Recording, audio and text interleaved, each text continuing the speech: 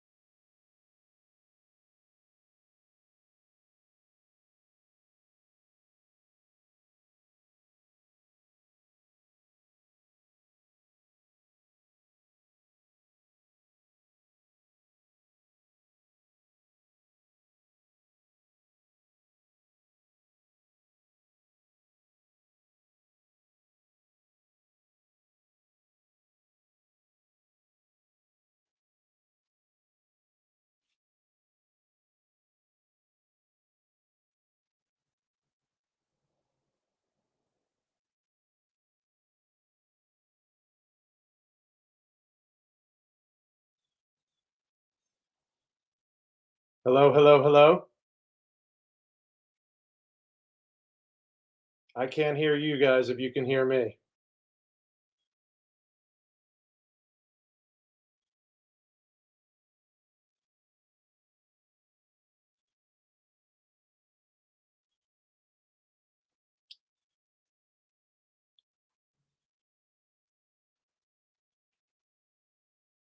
I can't hear anything.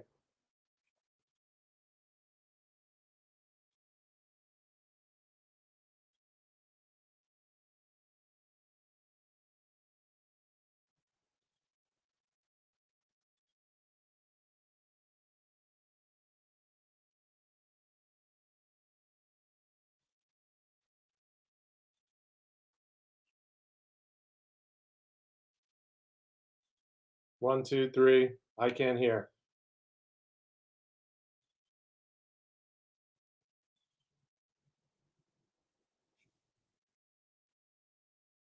All right, do we have? Oh, wait. There it is. There it is. Wait. Almost. Yeah. The Can you video hear version is whack. I'm but I can almost. hear I'm, JP now. Yeah, we're almost there.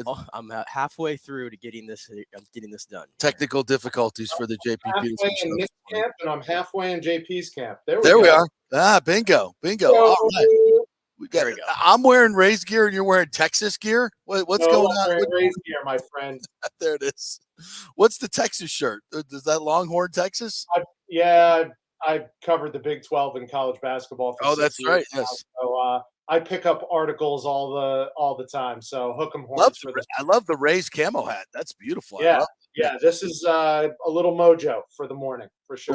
Look at me. I'm like decked out because yesterday I was just so negative about this team, and I said on the show I need a dose of Rich Hollenberg in the morning, like a strong cup of Cuban coffee, and Nick said just dress up in your Rays gear, just get it going. You know, my old good friend Justin LaRosa, great pastor, used to tell me, you know, get your ass up and moving in the right direction. The rest will follow. So you That's just right. do it.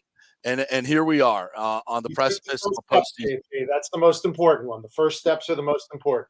So here I am. And I'm just going to tell you, I'm not going to go into another diatribe of how down on this team I am. They haven't scored. I mean, it was like me in high school. I mean, there's just zero scoring going on whatsoever in the entire month of September. It's awful. But how do we turn this around? You can't just flip a switch and turn on an offense. It doesn't work that way unless you're the Tampa Bay Lightning. So what are the Rays going to do? Well, listen, it's not ideal, and no one's going to sugarcoat that. And certainly Kevin Cash isn't going to sugarcoat that either. When you look at the numbers of like the key guys, I mean, Randy Arozarena, 2 for his last 29. Isaac Paredes, 1 for his last 29. Even Harold Ramirez, 2 for his last 24. This is I don't want to call it a blip on the radar because, look, they've lost, 7 of their last 9. They've scored 3 runs or less. They've lost 4 of their last 16 games. So it's not ideal. But the one thing that I could tell you is you look at the omission of Yandy Diaz. Yandy Diaz has started in 2 of the last 15 games for this team. Mm-hmm. Yandy Diaz has been by far the most valuable offensive player on this team. So you insert him at the top of this lineup, and he will be at the top of this lineup today and on Saturday. And hopefully if Sunday is necessitated, Sunday as well. I think that changes everything for the Rays. And listen, I hesitate to disagree with the king when I'm in his court, but JP, I'm going to disagree with you. This team has been nothing if not inconsistent offensively. And I almost mean that in a glass is half full way. Yeah. The reason they've been the reason I could look at it so positively going into the playoffs is their inconsistency also shows their resiliency. Every time this year that they have gone into a massive offensive slump, and there's been a few times, they've turned it around and gone gangbusters where they've scored 5 or more runs in 7 of 10 games and done the things that you hope that they could do. No one is sugarcoating anything. This season and this postseason, everybody 1 through 9 has to be at their very best if the Rays are going to make a deep run in the postseason. But just because they've scored 3 runs or fewer in 7 of their last 9 does not mean that they're not going to turn it around, because I've seen it happen too often, not just this year, but in the last few years for the Rays. See, I told you Rich would find the silver lining. Damn. I see that. This is what we needed. This is what we needed today. So now the question is, this is the eternal Major League Joe Boo question. How do are we sacrificing the chicken? Like, what do we do? What is going to spark this? Is this inconsistent offense to now get going? What is the magic bean? You know what? The fact that they had a day off yesterday, the fact that they got the game in at Boston and it didn't take forever and it wasn't rain delayed is going to be a blessing in disguise. These dudes were gassed. And listen, we haven't started talking about pitching yet, but I will say this again, because I am nothing if not optimistic yet realistic. Shane McClanahan has not looked his best the last few starts. Right. And it's easy for me to say that I'm a fan. But Doug Wechter sits next to me for almost 162 games, and the dude knows pitching. And he said he looks tired. It's not a mechanical thing. It's not an injury thing. He just looks tired. So I think the extra adrenaline that comes along with pitching in the postseason, the rest that Shane has had, where he hasn't had to go 6 and 7 innings the last few starts, I think you're going to see the best version of Shane McClanahan as well. But you could say that about this offense too. This offense has been gassed ever since they realized we're in the playoffs. Chances are we're going to be the 6th seed. Then I think Kevin Cash and Eric Neander and Matt Silverman and whoever else is in that think tank who's making up the lineups every day, I think they made a conscious effort to say, we're resting these guys on these days. I mean, the layers of the onion get peeled so far back that it's well beyond my comprehension. But Yandy was hurt. Now Yandy's going to be back. I think the guys who are slumping might have been pressing a little bit, at the end of the season. Now they know where they are, and it's a whole new season. And we're going to see October Randy, and we're going to see Howard Ramirez hopefully at his best. And if they play their best, they can and should beat the Cleveland Indians. Here's my stat of the day for you that I just read in doing my research.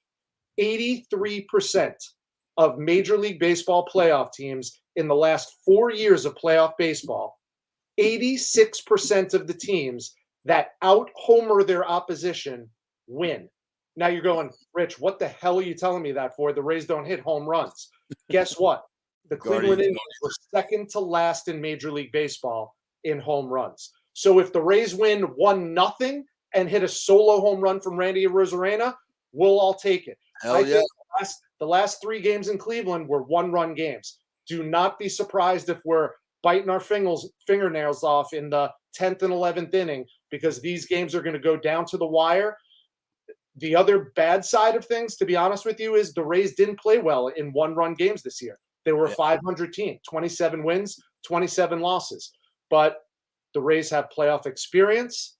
Everyone's loving Cleveland because they're the youngest team in Major League Baseball. La-di-da. Yeah. I would rather take the team with experience at this point, and the Rays have the advantage in that market as well. And on the other side of this pitching matchup is Shane Bieber, who, of course, is a former Cy Young winner. And, you look at since the beginning of September, I think every start he's had, except one, he had 2 earned runs or less, and he's gone like 6 innings in all of them. The outlier was last week against these Rays. And so my question to you is, do you think that that's an advantage at all that they were able to see him just last week, or do you kind of just throw that all out as you get into the playoffs because it's totally different? That's a great question, Nick. And I will tell you this again, relying on the experts who stand next to me. It's literally Doug and it's figuratively Brian Anderson. I think it is distinctly advantage offense when it comes to facing a team so soon after you previously faced them. So look, Shane McClanahan and the rest of the Rays pitchers are going to be facing that against this Cleveland offense. But again, I go back to what I mentioned earlier about Cleveland not hitting home runs. This is not an offensive juggernaut of a Cleveland team. The one thing you have to be careful of is bases on balls. Cleveland loves to be aggressive on the base paths. They're second in the American League in steals.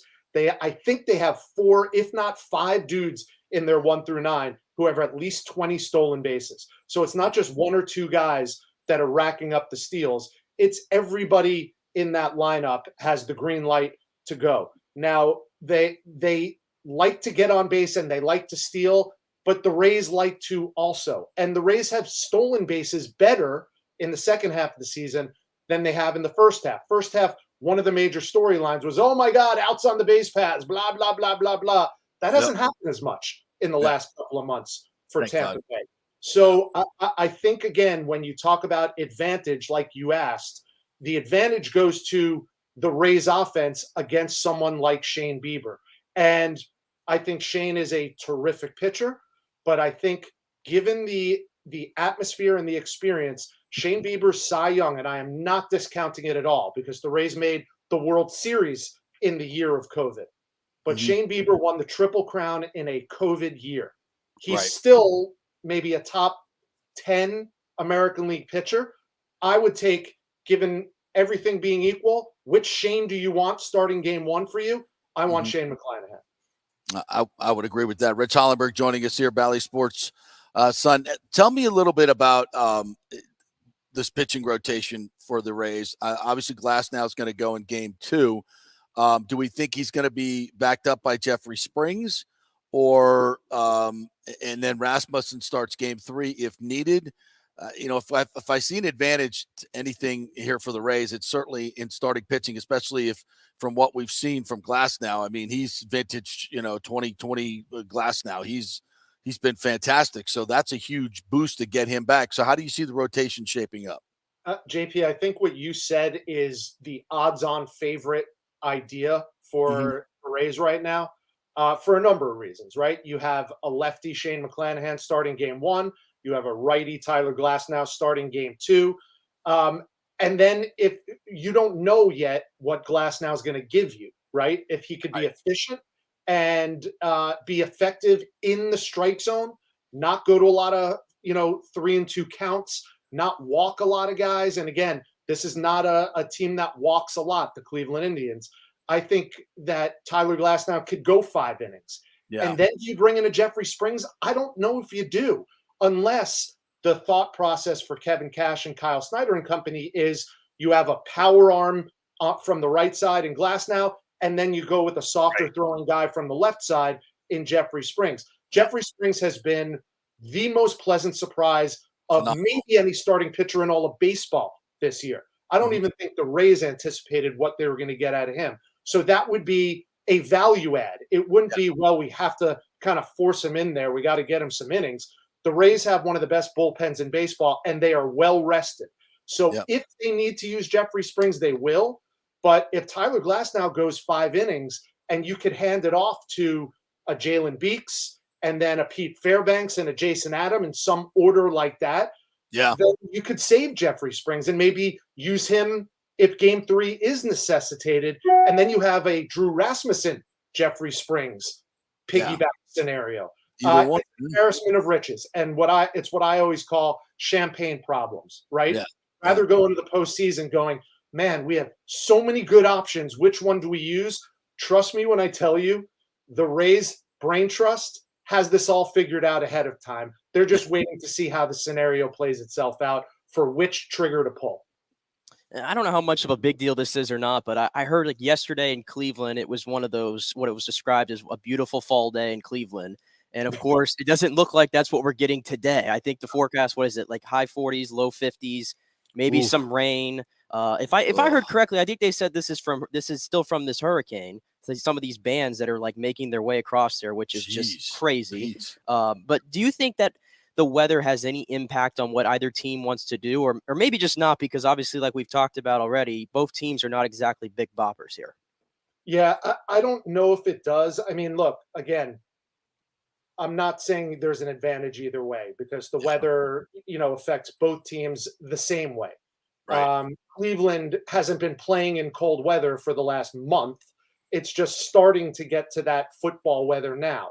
Yeah. But again, the Rays were just in Boston for 3 games, and it was freaking miserable weather. You saw everyone in the dugout. Yeah. They were bundled up. I mean, it's not going to be any worse than that. The forecast, if you allow me to put on my meteorology hat, the forecast has it as just cloudy right now and mid-50s. So, again, I don't know if the weather's going to be a major factor, but even if it is, it's going to impact both teams the same way. I don't think it's a disadvantage for Tampa Bay at all at this point.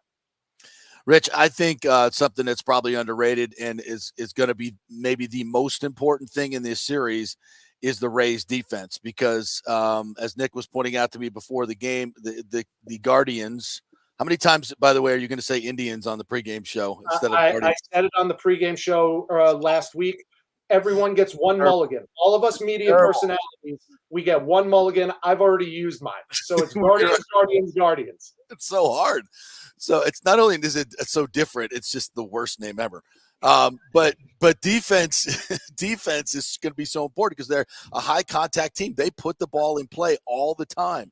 And the Rays, obviously, they pride themselves on their defense, but I think, and this is where playoff baseball is so awesome. Every pitch, every play is so important. One error can cost you the game. And I think, and saving runs, making the great play is something that's going to be needed for the Rays. Every run is going to be so crucial, whether it be a run scored or run prevention. So defense to me is absolutely critical. And to that end, how do you think Cash makes the lineup and puts people out there? And is there almost more of a, like, listen, we know we're not going to score a lot of runs, so we better have our best defense out there. Talk to me about that. Yeah, it's a fantastic point, JP, because as you're talking about that, I think probably all of us, if we counted to 3 and said one name that would come to mind is Taylor Walls, right? Do you put Taylor Walls in the lineup knowing he's not going to hit for you most likely, but he will give you the best chance to play the best defense possible? I think that remains to be seen. Here's what I know. The Rays have been playing excellent defense, right? They've got the spine of that defense solidified again when most of the season it was up for grabs. Mike Zunino goes out, season-ending injury. Kevin Kiermaier goes out, season-ending injury. Brandon Lau goes out, season-ending injury. Wander Franco misses the majority of the regular season. That's the spine of your defense. Great Now point. it's solidified. I think Christian Bethencourt's going to start, and he has been an absolute revelation behind the plate. I think everyone knew and expected him to hit the ball hard and make contact. First of all, he's hit in something like 13 of his last 15 games. He's been really, really good offensively, but his pop time behind the plate and his arm strength, he has been a plus defender behind the plate for the Rays defense. So he's solidified. Then you have center field locked down by Jose Siri, who's played a Gold Glove caliber center field. I keep saying this on the air and off the air. I think the best Wander Franco that we have seen has come on the defensive side of things. And that's a Wander Franco who in September is hitting over 300. Right. He has been terrific at shortstop. And then at second base, listen, would I rather have Taylor Walls there than Isaac Paredes? Yes, on defense. But the threat of that Isaac Paredes bat, especially in Progressive Field, I think he's going to go with Paredes and maybe put him at second base. But it remains to be seen because, to your point, the Rays defense, and I think defense in general, is going to be the X factor in this series. I think pitching, you can almost line them up and say you're basically a push. I think offensively, you could almost say these teams are a push. But defensively, only one team in the American League has committed more errors than the Cleveland Guardians.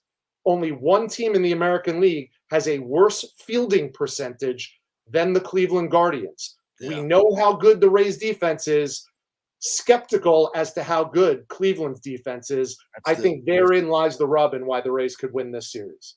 I love that. Well, I mean, listen, I'm kind of on record here saying I don't expect the Rays to win this series, mostly because they've been on the freaking road for about 8 years now. Yeah. I mean, you've traveled with the team. You've traveled, doing your basketball. I've done a lot of traveling in covering sports teams, and it's debilitating. And that's just for a broadcaster. I can't imagine what it's like for a baseball team playing every single day. I mean, they haven't been home in 3 weeks.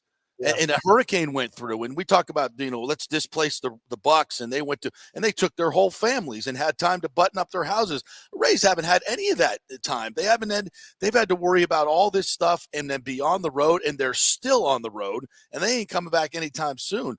I don't see how in the world they can focus in and be recharged for a playoff series when they haven't slept in their own beds in 3 weeks. This is a tough ask. I mean, have you heard anything from the team? Have you heard anything that will in some way give me some positive vibes that a team can do this? Because it's unprecedented. Yeah, it is unprecedented, and the schedule makers were not kind to Tampa Bay all season long when you think about some of the road trips that they were forced to take. But again, you keep in mind, it's not the schedule makers' fault that the NFL or the MLBPA and the owners didn't come to a decision until a week after the first week of games was canceled. Yeah. So that 3-game series at Boston was not supposed to take place at the end of the season. It was only necessitated because the season started a week late. Yeah. So the 9 games on the road sucked. Now it's 11 guaranteed on the road. If this series goes 3, it's 12 guaranteed. If they win a 3-game series, it's 14 guaranteed on the road. That has never been done before. Yeah.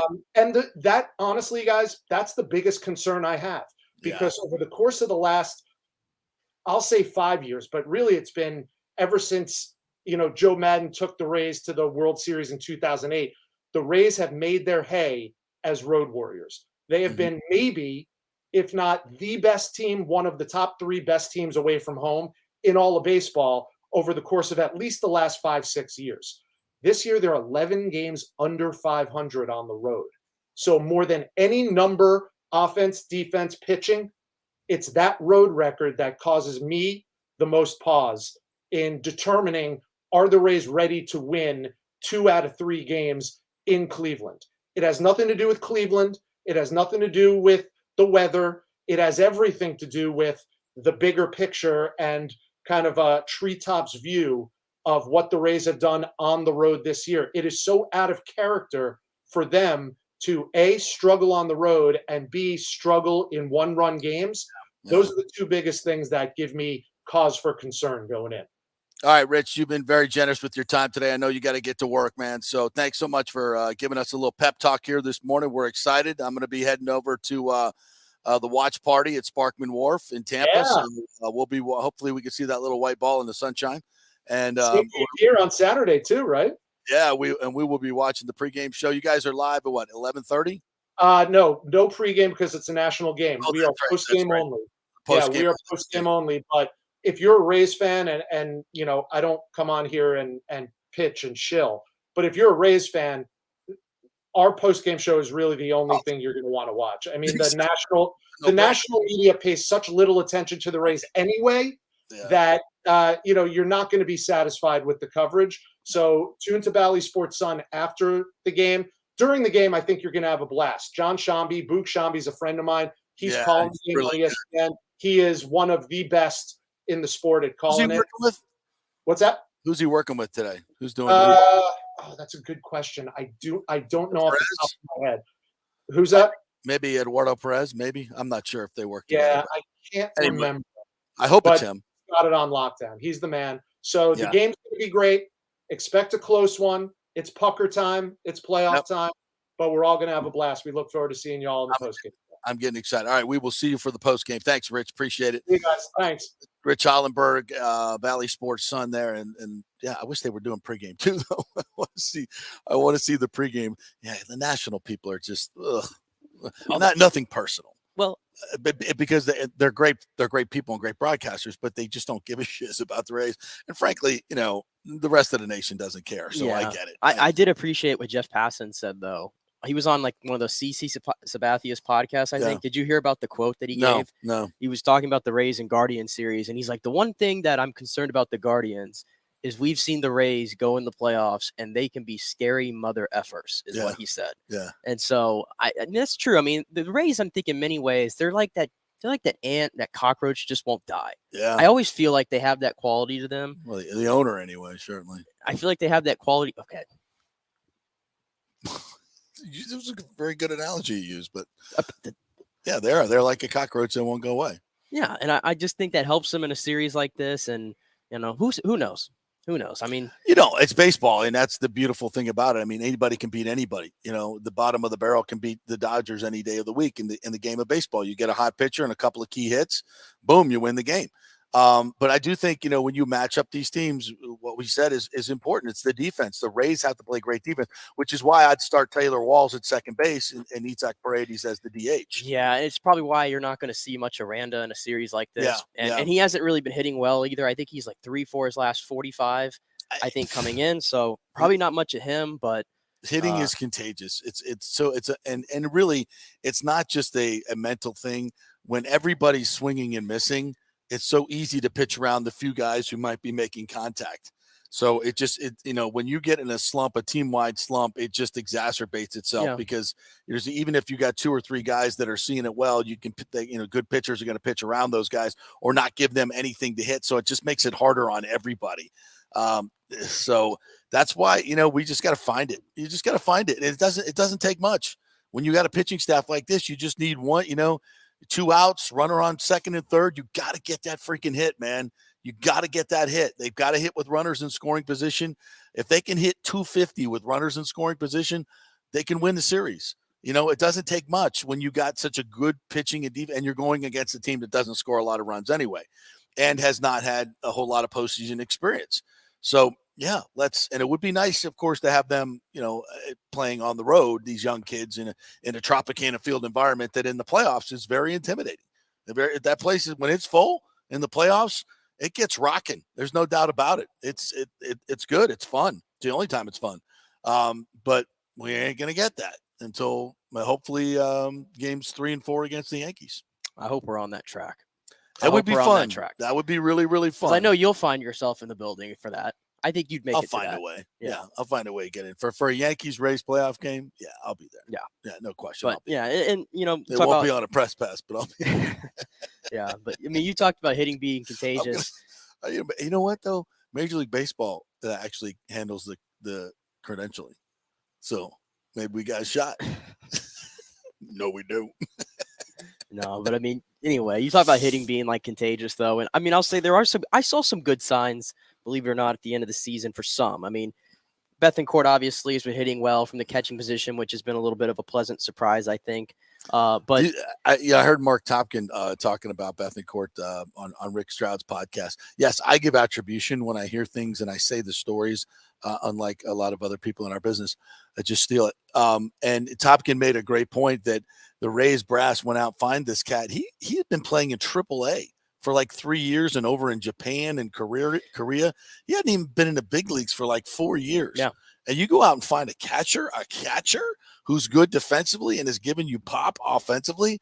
Holy, that's what I told you. Like when the deadline came and everybody was really deflated that the Rays didn't make a quote unquote splash move, I guess. Yeah. I mean, you went out and added 3 big league players who are replacing at the time Luke Raley, Renee Pinto, and Brett Phillips. And I think these players are all substantially upgrades over all those guys. Yeah. So I think that's helped. Which wasn't hard to do. But yes, absolutely. I think that mattered. But I was going into like hitting the contagious Bettancourt. And I think the one thing too that I love to see at the end here of the season was G-Man Choi, especially the last game. Yeah.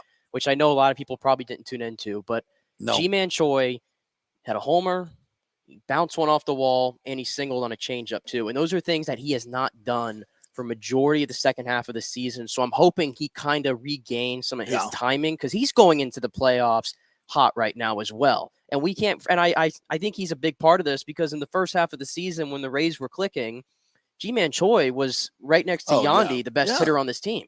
You got to have when you have, I keep referring back to the interview we did with John Smoltz a couple weeks ago, which we should reprise.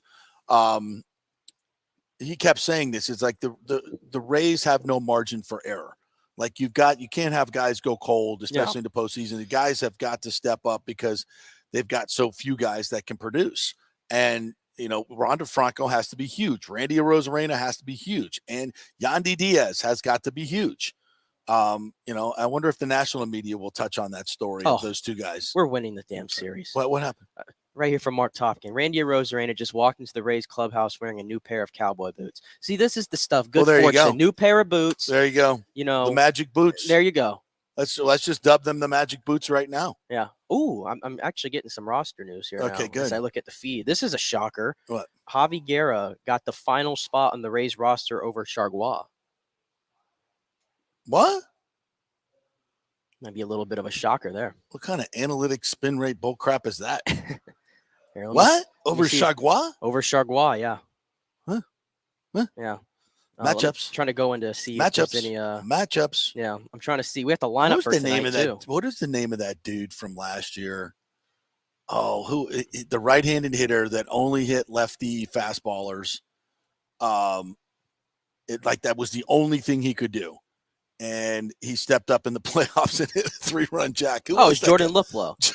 Jordan Luplow, another deadline acquisition. There you go. That was the most quintessential Rays moment in freaking history. Yeah. That dude, he couldn't do anything on a baseball field. He couldn't field. He couldn't chew gum. He couldn't do anything but hit left-handed fastballers. And they didn't pinch hit him against a left-handed fastballer and a dude hit a 3-run homer. Yeah. Was that not the most quintessential? It is the most quintessential Rays thing ever. Yeah. And it was for that one moment. And damned if that didn't. That's like an analytics wet dream right there. That's an analytic nerd's wet dream. He woke up in the middle of the night. He was like, "Oh, Jordan Lipple, I got him for nothing," and he hit a 3-run homer in the postseason. True. That's just absolutely true. Like they could make a movie out of that moment right there. Yeah. Moneyball too. Hey, we got a lineup right here. Oh. Let's go. We got a lineup. I'm going to put it up here on the screen for the visual folks out there. Look. 1 second here. Tell Richie's still on our stream. And he's probably listening to the show because it's so good.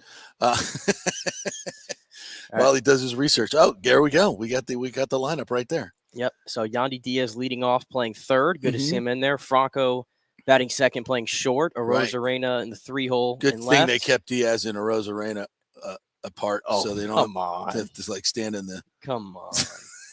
Yeah.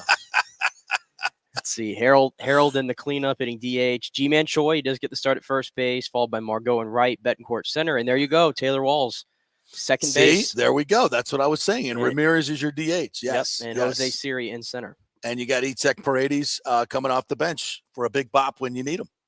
So, okay. I like that. I like seeing Taylor Walls out there. I know he's not going to give you much offensively, but just go out there and make the plays, save us a couple runs. That's a big deal.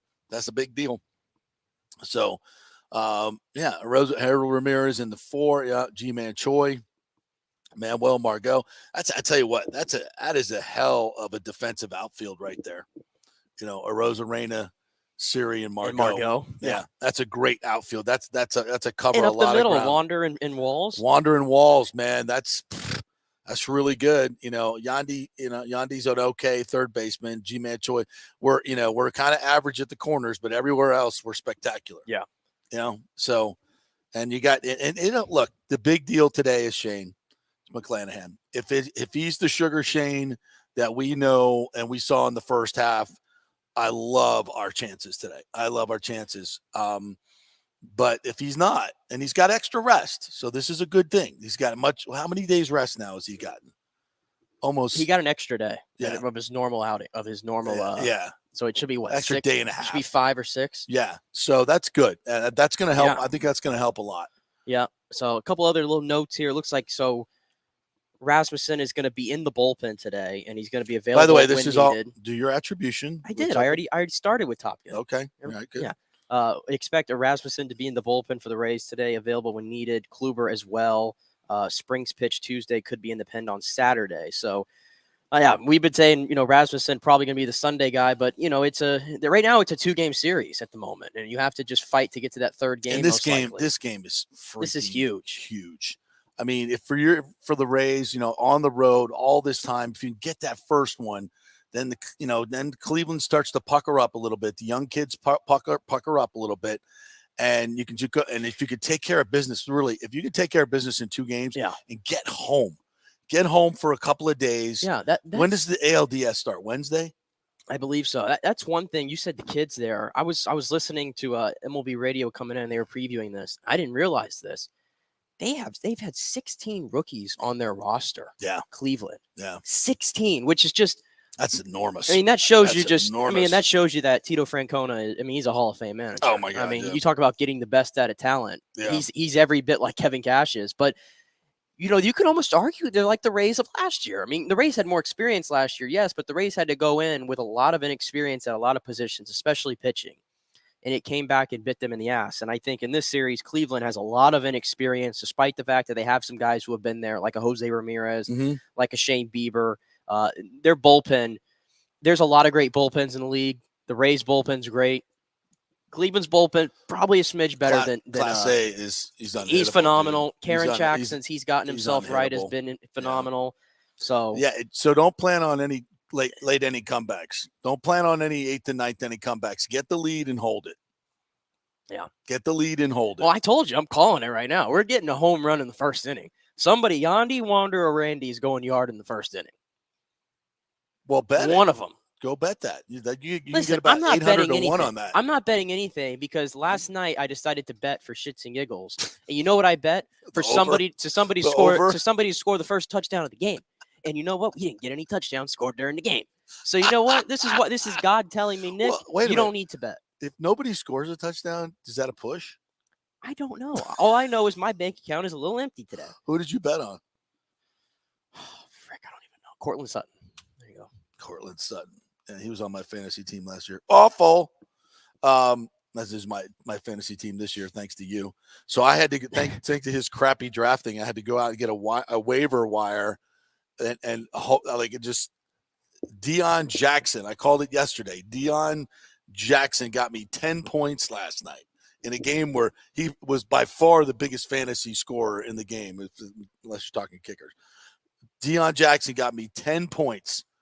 And I started this guy. That is a fantasy win right there for me. I should win this week just because of that. Because he got you 10 points? Because he got me 10 points. You think 10's enough? Well, it's better than the 2 Cam Akers has been giving me, for God's sakes, that you drafted. Terrible. I drafted. I gave you FSU bias. Like, come on. Let's just let the record show. Dalvin Cook is FSU biased. Cam Akers sucks. Let the record show. I know what you were on an airplane when I was drafting, but yeah. you were sending me your short list of players, and I was just throwing darts at all of them. Your recommendations. They weren't my recommendations. Your recommendations. On there? I don't know. I think he was. I think he was. I don't know. We'll have to see if that's the case. All right, we got to take a break. Let's take a break. We'll come back and talk to some Buccaneers football. Tom Brady. Yes, Tom Brady spoke yesterday and was asked about his, mental state of mind. My bad. I should have been there at the press conference yesterday. I should have been there. Had another appointment that was canceled at the last moment. So, anyway, we'll talk about Tom Brady. We're brought to you by Emerging Investigations, Tampa Bay's #1 private investigation agency. You can find them at emerginginv.com and by the Jeeves Law Group, JEEVES lawgroup.com. Tom Brady coming up next. Stay with us.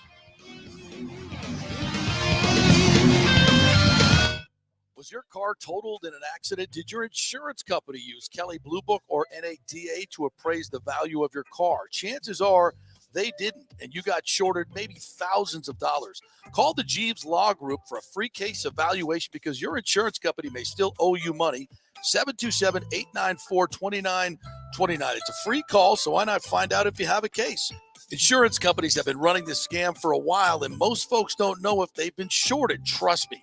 Scott Jeeves is a different kind of attorney, the kind insurance companies hate to go up against. He could recover thousands of dollars, so why not call? 727-894-2929 or go to JeevesLawGroup.com. That's JEEVES lawgroup.com and tell them JP sent you. Guys, let me tell you about Bay Area Modern Medical Center. Are you experiencing low sex drive, fatigue, hot flashes, moodiness, and you just don't feel like you have the vitality you once had? You're not just getting old, it's likely low testosterone. Studies over the last 20 years show a shocking decline in younger males aged 16 to 39. Older men have seen a sharp decline as well. Do something about it. Go see my friend Christopher Lugo at Bay Area Modern Medicine. Testosterone replacement is not a frivolous treatment. It takes a professional, targeted approach that focuses on total body wellness, vitality, and emotional stability. Not a one-size-fits-all approach like many clinics use. They will monitor your blood work and adjust your treatment as needed for optimal results. Call 844-977-3477 or go to BAMMC.com. Tell them JP sent you for priority scheduling. Military veterans, are you struggling with alcoholism or substance abuse? Is it taking a toll on your relationships and your work life? Are you having trouble focusing, constantly anxious? Well, you may not be surprised to know that your fellow military vets have your six. Heroes Mile is a new concept in rehabilitation clinics, veterans helping veterans. At Heroes Mile, we staff our rehab center with fellow veterans who can understand what you're going through. Our mission is to help you heal from issues that only your fellow veterans can truly understand. Located just outside of DeLand, we offer a full range of inpatient and outpatient programs dealing with substance abuse, post-traumatic stress, and military sexual trauma. We choose to serve veterans because we know how complex these issues are. You could choose to fight the battle alone or win the war together. We are the community care provider with the VA and also accept most major insurance. At Heroes Mile Rehabilitation Center, we have your six.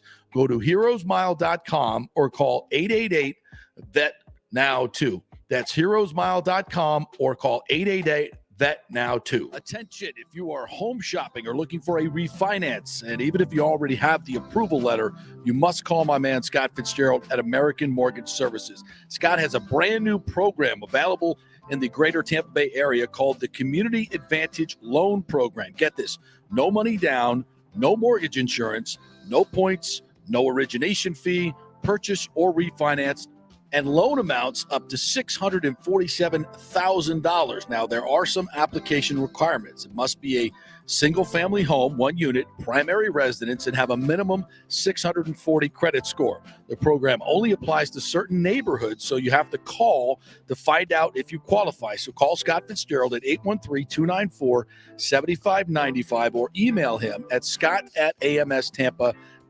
Now, even if you don't qualify for that program, Scott will shop your loan around, get you the best rates, and won't charge you the huge upfront fees. And if you've had issues with your bank calling you back, Scott will return calls immediately or at least the same day. 813-294-7595 or email him, scott@amstampa.com. Scott Fitzgerald, MLS 386722, American Mortgage Services, 1000 North Ashley Drive, 1012 Tampa, Florida.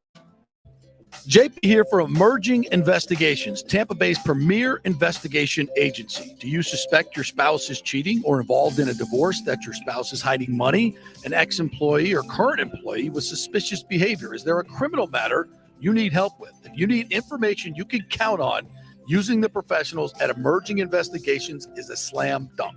Emerging Investigations is a licensed and insured private investigation agency, family-owned. Emerging is your ideal resource to secure evidence and validation, allowing you to make informed decisions in life's biggest matters. Led by industry executive Brian D'Antonio, Emerging possesses the experience and resources to get needed results.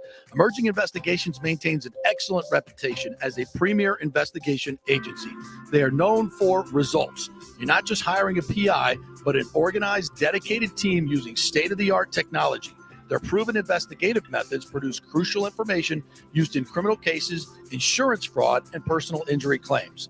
Many local attorneys, industry agencies, and your concerned neighbors all count on Emerging Investigations.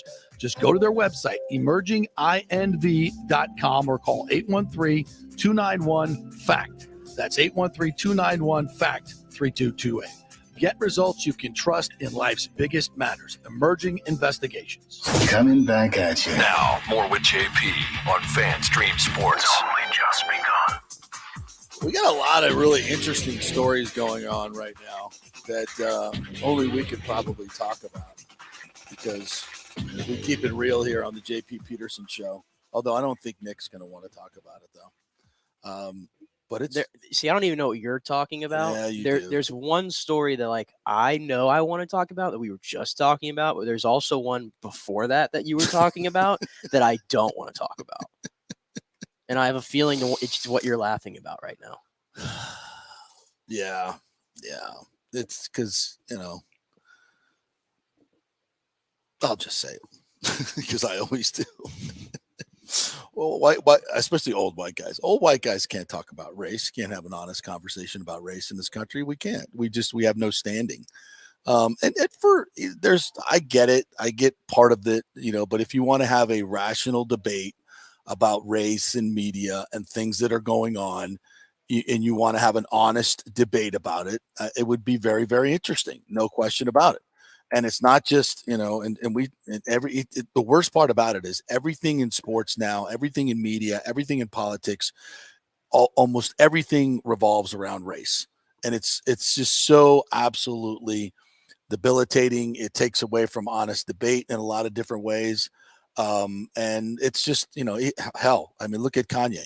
Kanye wears an all White Lives Matter T-shirt at the Paris fashion show, and the entire celebrity world and Hollywood world is melting down.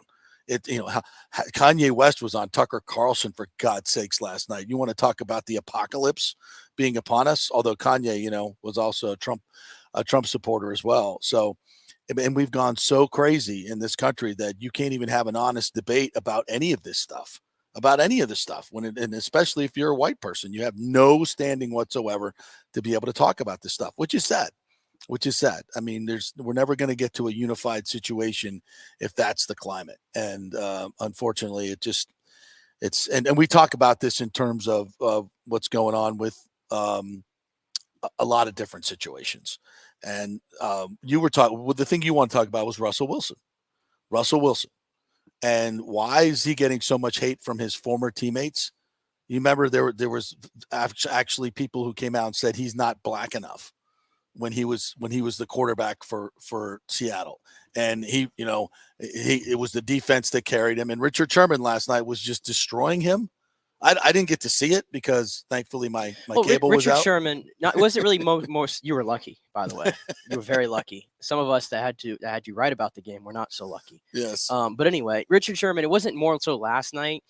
Everybody's kind of wondering how he was going to be last night because he was on a podcast with another former Seattle player who I cannot remember at the moment.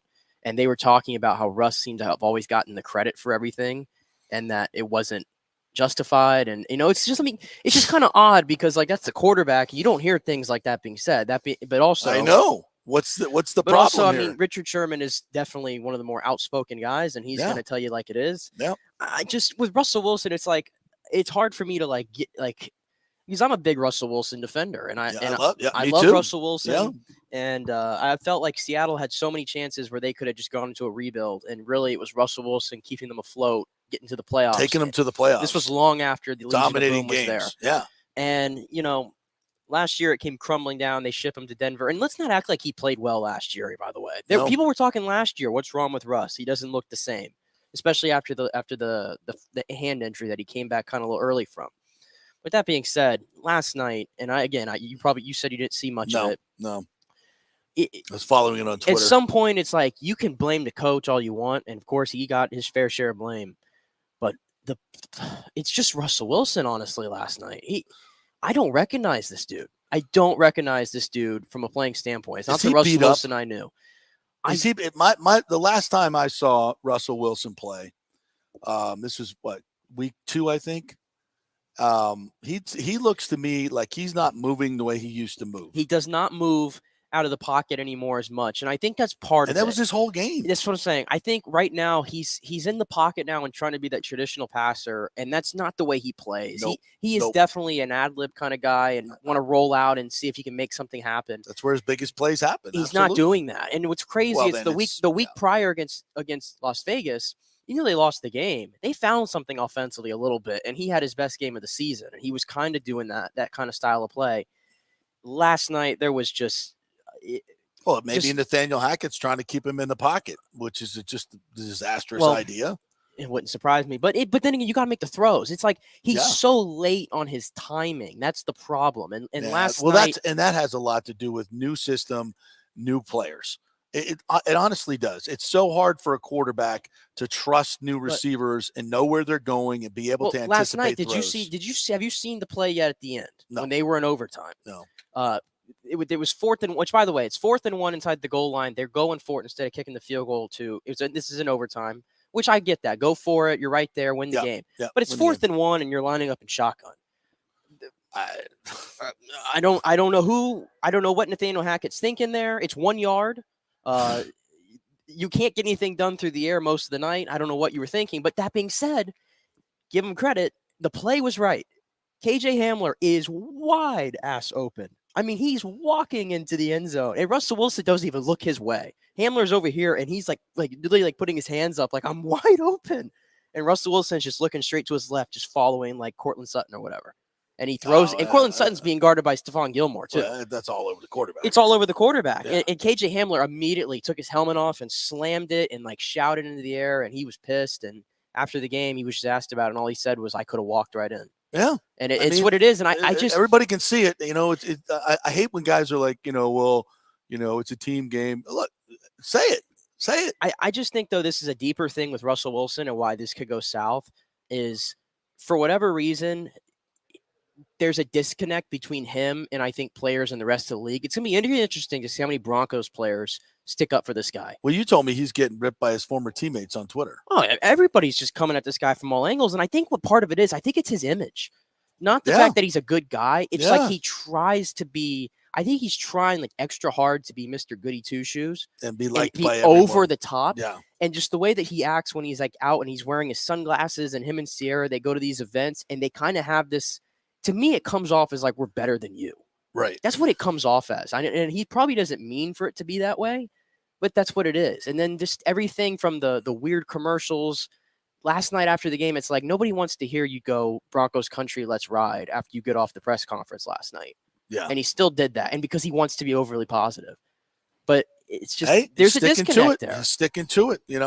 Be consistent, be who you are, be positive. It's worked for him. So I'm not going to rip him on that, but it does come off as corny. And people, and one thing you cannot be in sports in a leadership position is a phony. That's what he comes off as. You can't be a phony. Off as a phony. As a coach, as a quarterback, you cannot be a phony. And if guys don't trust you in that way, you got nothing. You got nothing. And that might be, a very valid criticism. Young Russ wasn't like that. He was authentic, but as you get money and you're in the limelight and you're in that Hollywood glitzy world, it changes you. And that could be an issue for him. Ain't no question about it.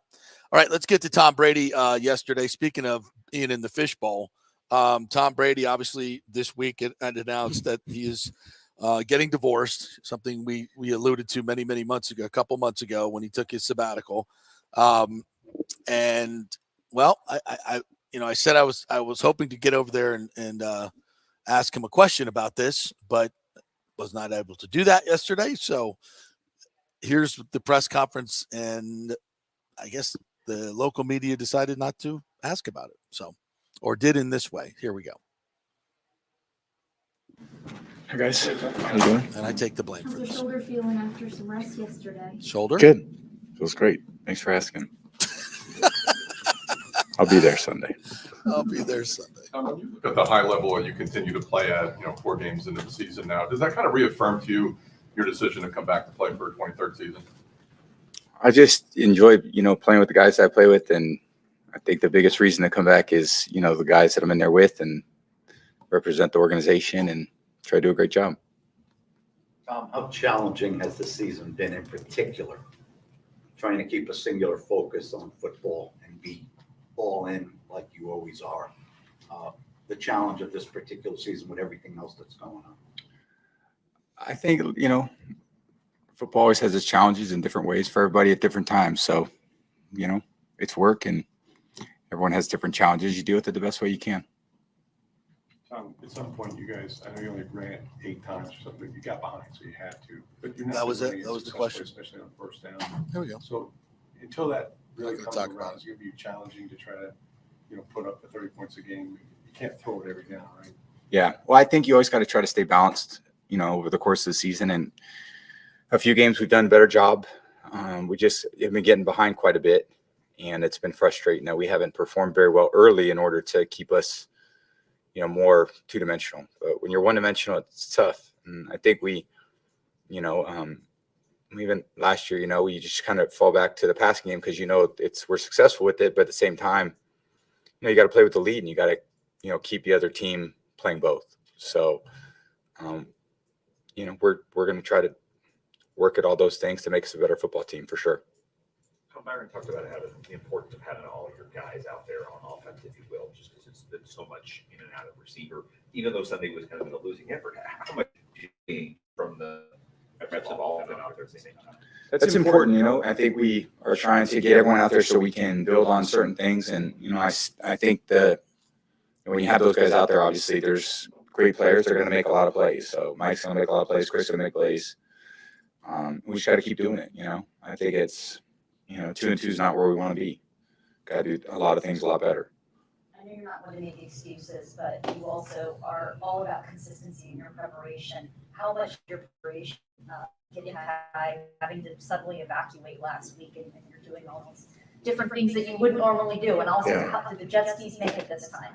I think, last week was last week. That's just this week is a different challenge, and we got to have a great week. This is important for us. It's a division game at home against a team that's playing good football, and they have a unique style, and they're a tough team. They've been tough to beat this year. Even the teams that have lost, and the teams they've lost to, it's been close games. So we got to play good football, and I think we got to prepare well and got to be, 0-2 at home. That sucks. It's the reality. So there's no excuses. We haven't got the job done, and it's a production business. You either win or you lose. All right, stop it now. Couple things.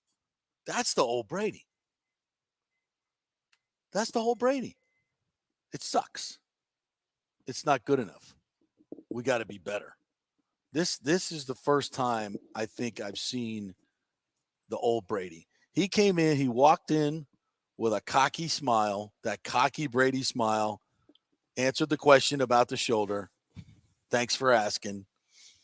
And is like, yeah, that's unacceptable. 0-2 at home. That's crap football.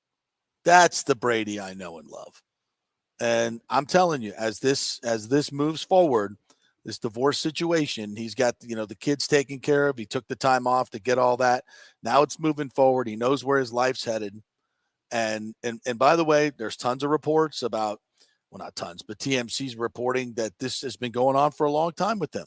And I've detailed this many times, that whole Miami thing, the retirement, the whole thing, that was all to please Giselle and try to keep his marriage together, to move to Miami where she wants to be, and that be where they get their life started.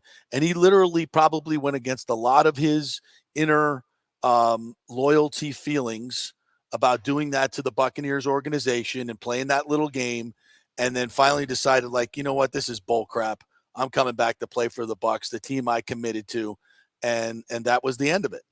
I think that was the end of their relationship at that point. And he made that decision, and now I think he's going to dive full force into this. And I feel very confident this is not going to be a negative distraction for him. I think it's going to be a positive thing. Well, whatever helps. I mean, in terms of whatever. I don't. I football. It seems almost weird. Like, we're like, I don't want us to come off like we're rooting. Oh, finally he's divorced and now he can focus again on the Bucs. Like, I don't want it to come off like that. No, I'm just talking about reality. What I think the reality situation is in his mind.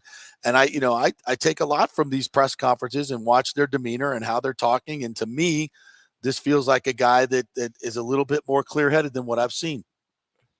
Yeah.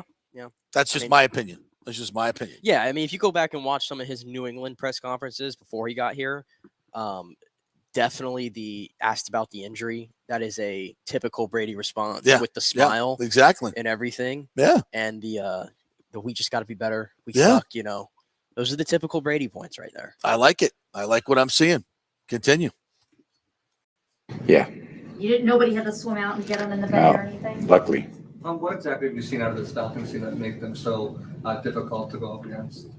They're good. I think they have a good scheme, and I think they're very athletic, and they have, they're physical, and they play well together. They're well coached.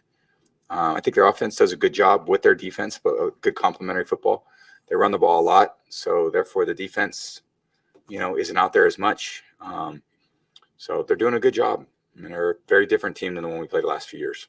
There's a chance you may not have Cam this week. Have those other guys developed and evolved to the point where you have confidence in them, especially the young guys, the young tight ends? I think they're like everyone else, trying to work hard to get better and make improvements. And, football is important to both those young tight ends that we have, and Kyle's doing a good job. So that position's, providing some consistency and dependability for us, which is important. Tom, going back to, I know you were talking about turning the page in last week, but can you just set the scene of, like, when you come off a loss the way it was, and you guys have been in a position where you've lost to the Chiefs before in a season and things turned out pretty okay for you guys, but when you come off a defeat the way it was today night, what does that do to, like, just the building during the week and the edge, and I guess probably the want to, like, get back on the field as soon as possible?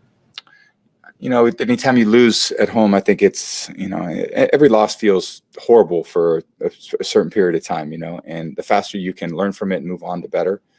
And, 2 games into the year, we've lost 2 in a row. So we can look at the film and understand why. You turn the ball over, you get behind, you don't play well on third down, you don't score points in the red area. It's all the same stuff. So stuff you got to work on. And I think every year the challenge of football is everyone starts at the bottom, and you got to work your way up. There's a lot of new players, a lot of transition. Guys come and go. The strengths are different. And that's why everyone tunes in to watch football every week, because, you never know what you're going to get. Week to week league. That the Bucs really haven't played a complete game yet through the first 4 weeks, and that there's a lot more that can be had. Yeah, I think we feel like we certainly have not played our best football. That's very true. Tom, in all years, there's even more parity now. There's a lot of teams that are 2-2. I think there's a lot of bad football from what I watch. I watch a lot of bad football, a lot of poor quality of football. That's what I see. He was such a prophet yesterday, wasn't he? Yeah, and then you saw that Thursday night shit show. Yeah. Awful. You know what? And this is the stuff, real quick before we finish him out here. I hope, as much as I love Russell Wilson, I hope the media today, I haven't gone and watched the shows. Social media is always just the silent majority, right? Yeah. Or the whatever you call it. The loud minority. The loud minority. There you go. Can't even get it out. Damn. I haven't The watched opposite. the shows yet, but I hope y'all give the same treatment to him, to Matt Ryan, to all these other quarterbacks that are starting slow. Because That's right. I heard some. I was listening this week because I was Matthew curious. Stafford's been Exactly, awful. I was curious what the narrative was going to be about Brady this week after the Sunday night game. Yeah. And the thing that Shannon Sharp said was empty calories is what Tom Brady is this year. Empty calories. Everything that he's done is how he used to describe it. And I'm like, I hope y'all are consistent with some of these other quarterbacks because Tom Brady. You know what though? That feels right. You think it feels right? Yeah. Empty calories? He's just doing his job. Nothing special. It's it's not a protein shake. He doesn't think It's he not played well. It's not a heavy protein shake. He doesn't think he played well at all in the Kansas City game. I would disagree with that. And I would 100% I would disagree with that. That was obviously his finest game, numbers wise, and just the way he played. I don't think there's any question about that. So, but I would say as a whole, if you're talking about empty calories, it's just like, it's just been kind of average. He hasn't done anything spectacular. He kept them afloat against the Chiefs when the defense was just god awful. He's done what he's needed to do to win the 2 games against the Packers. Man, you go back and look at that game against the Packers, and it was just it's hard to put it on Brady when guys aren't catching the ball, they're not getting open, you can't run the football. That was just a nothing game. It was like a bunch of empty calories. I get that. I think I can't put that on Brady. I think more of my point is it's like when you talk about the Buccaneers, and I understand he's Brady, it's the quarterback. I got it. I'm just saying, if you're going to start with the bright spots of the Bucs through 4 games, I'm sorry, he's on the list. Yeah. And he's near the top of the list. It's just, especially in the NFL, the narratives change so drastically over one play. You can play 60 minutes of football and be one total narrative, and one play changes the game and it totally flips, which I think is stupid. You got to look at things. You got to look at games as a whole. And just because one outcome of a play goes this way, the bounce of the ball goes this way, to totally change the narrative of this team sucks and this team is great is dumb. You got to look deeper into that. And when you look deeper into this team this year, through the first 4 games, the defense has been spectacular. It's been really, really good. The outlier being a Chiefs game where your team got very little rest and was distracted, and you faced a team that was zeroed in and had circled this game for their entire offseason, maybe 2 years. And you were going to lose that game. You were going to, unless you came with a fight and a perfect plan and executed, you were going to lose that game. It's a week-to-week thing.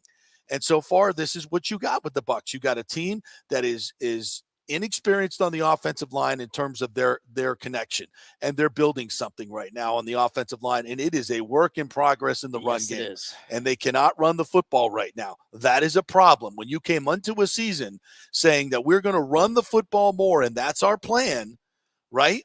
Everybody's got a plan until they get hit in the mouth, right, Mike Tyson? And guess what? Our plan is not working. The Bucs said we're going to run the football, we're going to protect Tom Brady, and against the Cowboys, it was perfection. That's exactly the way. That's the way you want to win every game, just like that. I'll take it. 1 touchdown. I think it was 1 touchdown pass, 1 touchdown. Yeah. Balls out defense, never really threatening the game. Fine, we'll take that all year long. And then it starts to slip a little bit. You play a Saints team, and that was pretty much the same. Didn't run the football great, but controlled the game. And then you played a much better Packers team and a Chiefs team that was going in. He needs his weapons to work. I guess Brady needs his weapons to work. If you're going to run the football, run the damn football. But there might be a changing of the guard right now where they're saying, look, we're not a very good run team right now. Atlanta can't stop the pass or really the run. We're going to freaking air it out this week. We got all our receivers, and Brady's going to throw for 450 with 4 touchdowns. Here's my thing, though. To me, for them to say we want to be a running football team first, to me, I think that's an outlandish thing when Tom Brady's your quarterback. Myself, the guy who I think should have won the MVP last year, not Should Rodgers. It should have been Brady. 100%. The fact that they've made Brady I would almost say a backup plan. Like, oh, we can't run the ball. I guess we'll go to Brady now. The hell with, listen, this offense, what was it? The number one offense in football last year? Yep. What's the need to change a philosophy? What's the need to change? Protect your quarterback, give you more balance. They didn't win the Super Bowl last year. They win the Super Bowl because They had a lot of injuries. Well, where? At receiver. At receiver. And one guy walked away. So when you get down to it, at the end of the season, Gronk was about half of what he could be. So he wasn't explosive. You didn't have AB. Godwin was hurt. That what you've predicated your offense on was cost you. That's why you were out. That's why you got out. Okay. Now, so you come back the next year and you say, well, let's be more balanced. So if we lose our receivers, we can always kind of lean on the run game. Good concept. I like the idea. Got a great defense. Let's do that. That sounds good. Problem, your offensive line sucks. Can't run football. So when you can't move people at the point of attack, this is what great coaches do. Will Todd Bowles now say, okay, we can't run the football right now, so we are going to put it in Brady's hands until we figure out how to run the football. And I think that's more than fine, because while you have Mike Evans and Chris Godwin, I'm just going to say those two. While they're healthy. As long as they're out on the field together, I think they can throw 50 times a game and be fine. I honestly do. I don't buy into any narrative and by the way, his arm. Protection has been pretty good. The protection, they can pass block. They can pass block. They can pass block. Brady's really the times that Brady's gotten sacked for the most part are times when the big hit this week was on him. That was a corner blitz, and you got to see that coming and get rid of the ball. Yeah, but there's some that he kind of just falls on his own right away and gets on with it. Which is fine. Which is fine. I don't expect him to stand in there and just take a bunch of hits, which he really hasn't this year, in my opinion. But yeah, if he has to throw 40, 50 times, I think they're still going to win most games doing that, because they did it last year. As long as you have Mike and Chris out there, clearly they've proven that teams can't stop it. Yeah. All right, let's finish up with Brady here. That was a good little discussion on where they're at right now, by the way. So, obviously you don't want to throw 50 passes plus. Yes, you do. No, I do, Kevin O'Donnell. I do. So you have having your regular guys out there to get those live game reps and to kind of get back into a rhythm with them.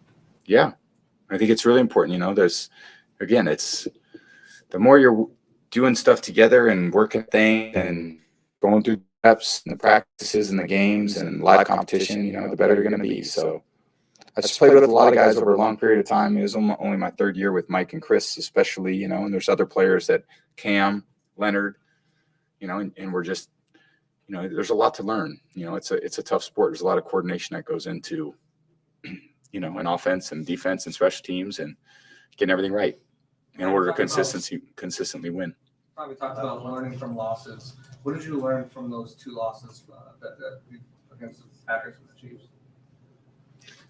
Well, why we lost, you understand why you lost and what you need to do a better job of, and who's going to be in there and who's dependable and consistent, who we can count on, and who's doing the right thing consistently well. And, are we making the changes that we need in order to put us in a better position to win? Oh, can you run that back? This is the money quote of the whole thing right here. You understand why you lost and what you need to do a better job of, and who's going to be in there and who's dependable and consistent, who we can count on, and who's doing the right thing consistently well. And, are we making the changes that we need in order to put us in a better position to win? There you go. Exactly what you just said. Tom, you don't think Tom Brady's walking in the meeting room and going, look, you guys trying to protect me? F that. Let's throw the damn football. There's a reason why he's still playing this year. I'm Tom fucking Brady. There you go. All right. Yeah. We're going to throw it 50 times. We might throw it 60 times this week. How about that? And I'm going to throw for 450 and 4 touchdowns. And let's go. Go. And then what you get next week? Lots of light boxes.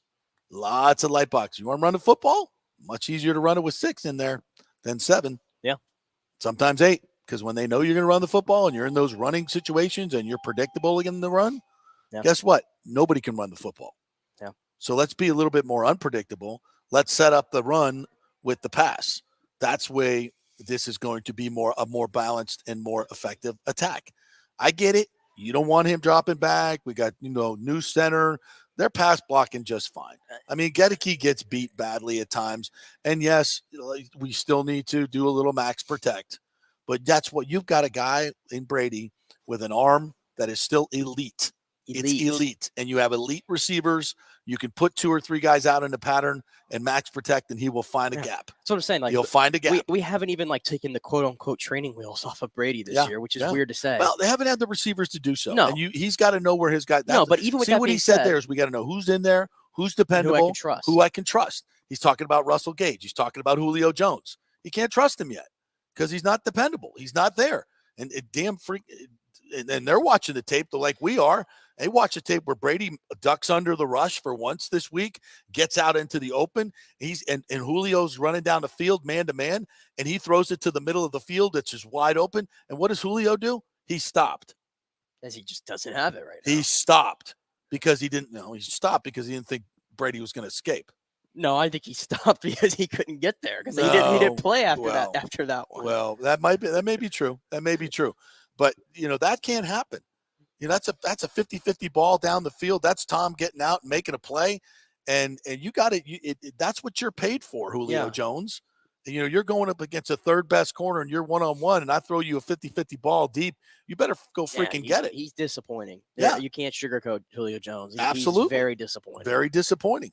So let's get on it. It's time to stop. As stupid as it sounds, it's time to stop coddling Tom Brady. That's what it is, though. Yeah. And because I was talking about the whole thing about these people saying, "Oh, he doesn't have it anymore." He's top 10 in every passing category. Yeah. And they haven't even taken the quote unquote training wheels off of him yet. If they do that, he's going to be right at the top again, and y'all can get on without your narratives. Yeah. And yeah. So Byron Leftwich, let's go. It goes on Byron Leftwich right now. It's on him now. Byron Leftwich was calling the plays last year. What's different? Head coach. Yeah. Head coach. Okay? Mm-hmm. And he's taking direction from the head coach. We're going to run the football more. Well, somebody needs to raise hell and get in there. Well, I told you, though, LaShawn McCoy said this, that sometimes Tom Brady is too nice. That's right. For as talented as he is. That's right. And the first year. He doesn't want to, create conflict or speak up about it. That was the first year when he was running Bruce's offense and there wasn't any pre-snap motion. They weren't doing the things that Brady really, really likes. And it took till week 12 to getting their ass beat by Kansas City till he finally put his foot down and said, or probably week 9, 10. It started before that. He's like, we're doing it my way. Yeah, he said, we're going to start doing it my way. Which when they do it his way, and I think they did they've done some of that at the end of quarters sometimes. At the end of halves, they've done it. It's the tempo. It's like the freaking last year against the Eagles. We go tempo in the playoffs, and it's unstoppable. We come back the next week, and we're not doing tempo, and the offense is completely stagnant. That's what I'm saying. They can do tempo all day and just go at everybody's throat. And you keep the other team from making substitutions, and let Brady cook. Let Brady cook. Let Russ cook needs to go away. Yeah, let's let Brady cook for a little bit, huh? He's got the kitchen to himself now, if you know what I'm saying, right? Let's let Brady cook. She's out. She's out of the kitchen. He's in the kitchen. It's his house. It's his party. Time to go. Let's freaking go. He's not alone. He's got his buddy AG in there with him. Yeah, well, good. The band's back together, which might lead to our next guest. So we'll take a break. And we'll come back with a surprise guest to maybe give us some insight into what's going on with Tom and Giselle. So we're brought to you by BAMMC, Bay Area Modern Medical Center, BAMMC.com. I was texting with Chris Lugo about testosterone replacement therapy. It's been big in the news now because there's a lot of studies out that say you men out there, especially American men, your testosterone is like that of a little baby girl. So you probably need to have it checked. And we'll have Chris on next week to answer some questions about that. But we are brought to you by BAMMC.com. If you're thinking about doing testosterone replacement therapy, no better place, Bay Area Modern Medical Center. All right, back with relationship expert Ashley. When we come back, we'll have some fun. Stay with us. JP here for the Jeeves Law Group. I've known Scott Jeeves for quite some time, and he's just like us, a huge college football fan. He loves his Gators. In fact, he sponsors our Gator Report every Thursday at 11 o'clock with Scott Carter from FloridaGators.com. But he's not just another PI attorney. He is a ferocious advocate for his clients. Scott Jeeves is a board-certified civil trial lawyer and a certified circuit court mediator practicing in Tampa Bay for over 30 years. He is an AV preeminent rated civil trial lawyer and certified circuit court mediator. Folks, these designations are not just given out. They're given only to the best trial attorneys. But more than anything, Scott takes these cases personally. I've heard it from his clients. He's a fighter you want on your side. Insurance companies hate it when they see you're represented by Jeeves. He's just different. 727-894-2929 or go to JeevesLawGroup.com. That's JEEVES lawgroup.com and tell him JP sent you.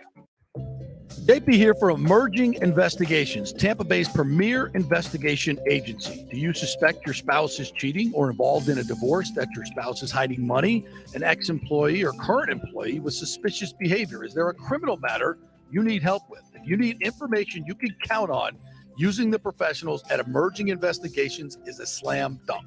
Emerging Investigations is a licensed and insured private investigation agency, family-owned. Emerging is your ideal resource to secure evidence and validation, allowing you to make informed decisions in life's biggest matters. Led by industry executive Brian D'Antonio, Emerging possesses the experience and resources to get needed results. Emerging Investigations maintains an excellent reputation as a premier investigation agency. They are known for results. You're not just hiring a PI, but an organized, dedicated team using state-of-the-art technology. Their proven investigative methods produce crucial information used in criminal cases, insurance fraud, and personal injury claims. Many local attorneys, industry agencies, and your concerned neighbors all count on Emerging Investigations. Just go to their website, emerginginv.com, or call 813-291-FACT. That's 813-291-FACT-3228. Get results you can trust in life's biggest matters. Emerging Investigations. Let's go. Right now, back to the show with JP on FanStream Sports. All right, welcome back to the JP Peterson Show, brought to you by BAMMC.com, Bay Area Modern Medical Center, and Jeeves Law Group, JEEVES lawgroup.com. If you are in need of a personal injury attorney, he is the best. Insurance companies do not, and I mean do not, want to see the Jeeves Law Group come, especially Scott Jeeves. He will help you out in any of those situations, especially if you have issues with your auto insurance company. So go to JeevesLawGroup.com. All right, we want to welcome in astrologer and relationship expert Ashley Schlick. Let's full disclosure, also my lovely girlfriend. You look fantastic, honey. How are you? Thank you. Good. How are you? Good morning. So good morning. Good morning. So, we talk all the time about Giselle and Tom in this relationship. And I think you have tremendous insight because it's something that you're very interested in and you study a lot, relationships. And I, as a man, I can only say so much about this situation because I look like I'm, being misogynistic if I say anything negative about Giselle. So I wanted to get a women's voice on here to get your take on how this whole thing has gone down, given the revelations yesterday that this is not something that just popped up. It's been a problem for their relationship for quite some time. Right. Well, I'm sure this might not be well received by women, but as you know, my opinion is pretty much aligned with, I think, a lot of the male opinions on this. She knew what she was marrying into when she married him. He's still young. It's not like he does not have a lot of time left to enjoy life with her once this season is over. What is 6 more months in the big scheme of things? What is even a year in the big scheme of things? And her life essentially has not needed to be put on hold throughout the relationship because she has the means and resources to have continued her career as well if she wanted to. So it can't even be a question of that. And ultimately, I think if most men look at themselves in their daily lives, they're going to work every day, all day. They get home for a couple of hours at night, maybe see the family on the weekends, and they're doing this until they're well into their 50s or 60s. So it kind of sounds like a first world problem going on between the two of them. And also, if she can't support her husband in his passion, something that he's extremely gifted and talented in. As everyone knows who watches Tom or is a fan, that is his gift. He's the best one, basically, that there has ever been. And she should support him in that. And wanting him to self-abandon something that is his life, not saying his family isn't, is really kind of wrong of her. Wow. I couldn't have said it better myself, but it sounded so much better coming from you. Well, you're sweet. No, I believe that. And I think if the roles were reversed, I would expect the same of him.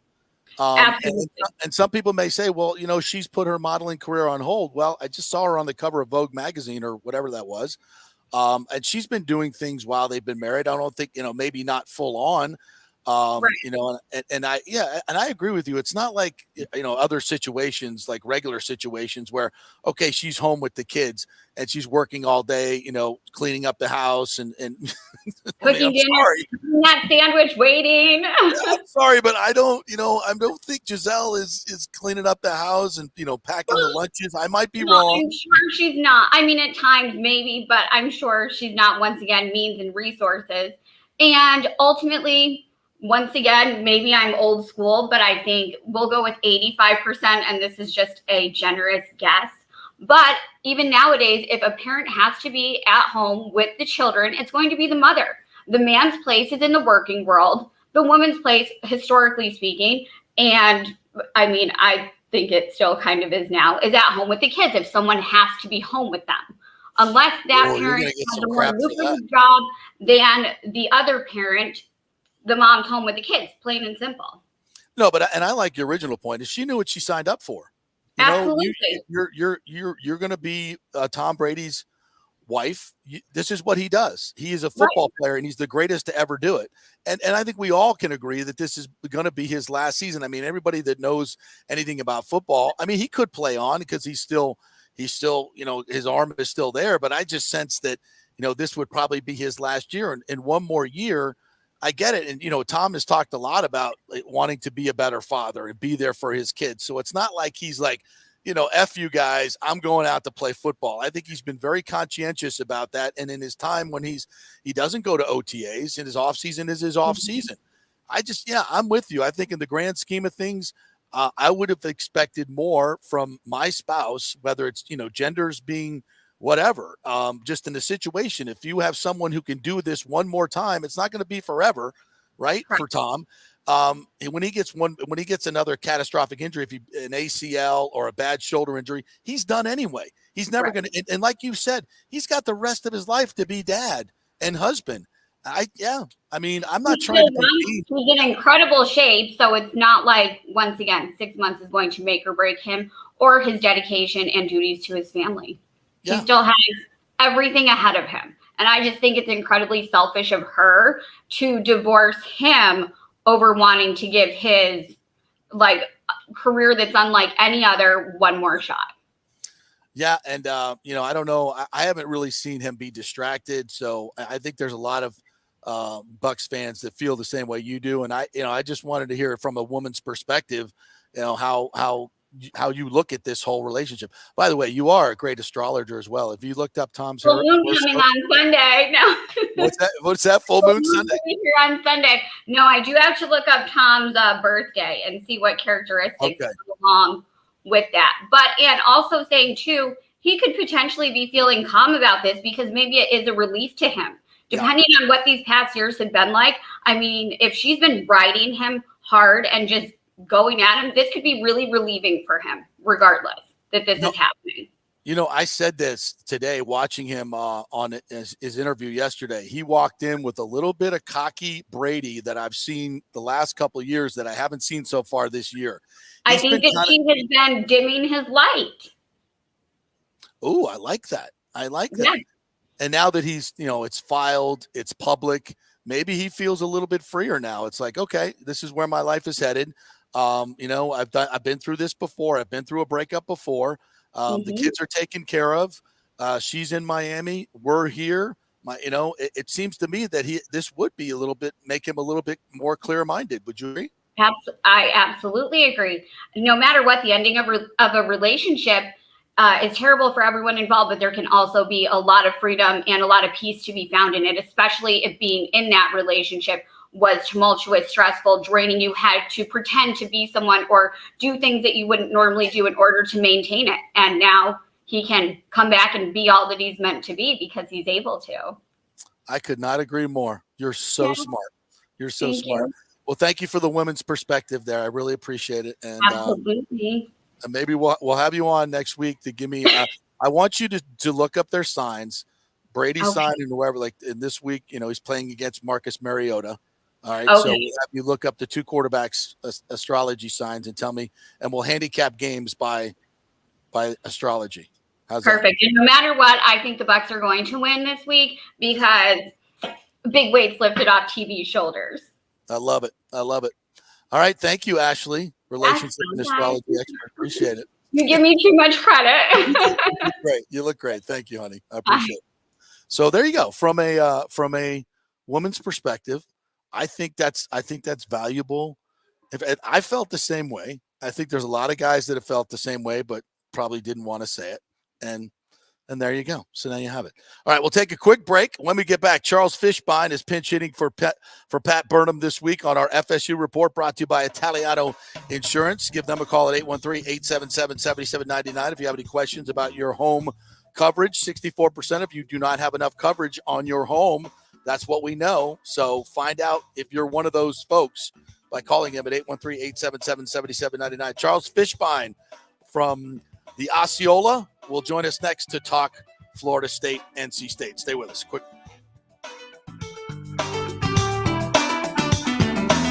Attention, if you are home shopping or looking for a refinance, and even if you already have the approval letter, you must call my man Scott Fitzgerald at American Mortgage Services. Scott has a brand new program available in the greater Tampa Bay area called the Community Advantage Loan Program. Get this, no money down, no mortgage insurance, no points, no origination fee, purchase or refinance, and loan amounts up to $647,000. Now, there are some application requirements. It must be a single-family home, 1 unit, primary residence, and have a minimum 640 credit score. The program only applies to certain neighborhoods, so you have to call to find out if you qualify. So call Scott Fitzgerald at 813-294-7595 or email him at scott@amstampa.com. Now, even if you don't qualify for that program, Scott will shop your loan around, get you the best rates, and won't charge you the huge upfront fees.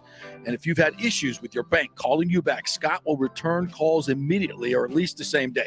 813-294-7595 or email him, scott@amstampa.com. Scott Fitzgerald, MLS 386722, American Mortgage Services, 1000 North Ashley Drive, Suite 1020, Tampa, Florida. Now is the time to make sure your home insurance is in order. In the last year, many of us have made improvements to our homes. So call the folks at Italiano and discuss these upgrades to make sure you have enough coverage.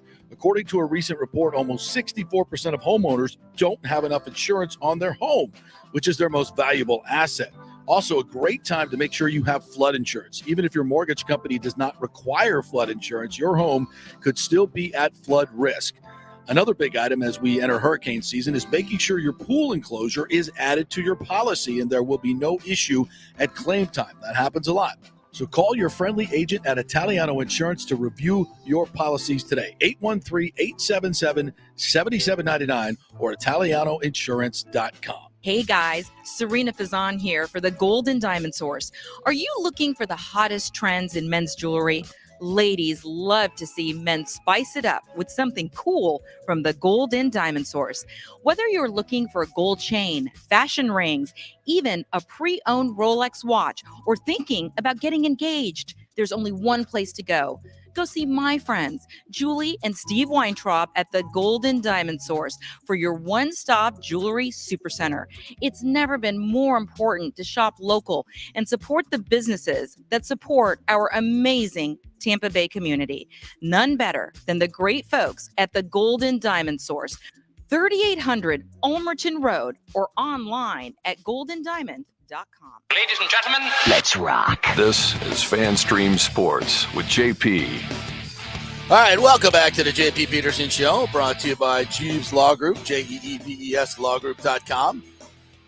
Time for the FSU reports. Brought to you by Italiano Insurance. Great FSU fans there. Nat Italiano working down in Boca Grande at the Boca Grande office, handling all these hurricane claims. So our thoughts and prayers still going out to those folks down south. But if you need some help with that, Italiano Insurance, 813-877-7799. All right, we're going to bring in our good friend Charles Fishbein, who I co-star with on the Osceola podcast each and every week, one of the great tailgate shows, and also a part of Elite Scouting Services of Florida, covering recruiting. What's up, Fish? I'll just call you Fish because that's how I know you. What's up, Fish? How are you? Thanks for joining us. Doing great. I appreciate you getting me on your show. Yeah, man. I'm big time now. If you think so, that's all that matters, Fish. That's all that matters, baby. First and foremost, let's give me some thoughts on what you saw last week against Wake Forest. I know a lot of FSU fans, including myself, were disappointed, but the more I looked at the game, the more I look back at the Clemson-Wake game, you know what? Wake Forest is a really, really good football team. They're super well coached. I think FSU got schooled a little bit in a lot of different ways. So I'm not going to get that pissed off. They're 4-1, but what did you make of that FSU Wake game? You know, the first thing you look at is games are won and lost in the trenches. They did not play well in the trenches. And you could talk about every other aspect of the game. If you don't win up front, you're not going to win most games. They got pretty much dominated or physically taken care of in this game, where they didn't in the past games. They owned the line of scrimmage. In the LSU game, even in the Louisville game. I mean, you saw with Tate Rodemaker, they gave him plenty of time to make those big plays. That wasn't there this weekend, and that was a concern. Once you see that early in a game, you wonder if your team's going to win or not. Yeah, I would agree with that. And I would say coaching to some degree. I have not been, as much as I love Mike Norvell as a culture builder, as a roster builder, I think his game day decision making has been extremely questionable. Going for two at a 28-13 game made absolutely no sense. Some of the uses of timeouts, running the football in certain situations, I thought they could have thrown the ball all day long, and they tried to stick with the run. What were your thoughts about Norvell's game management?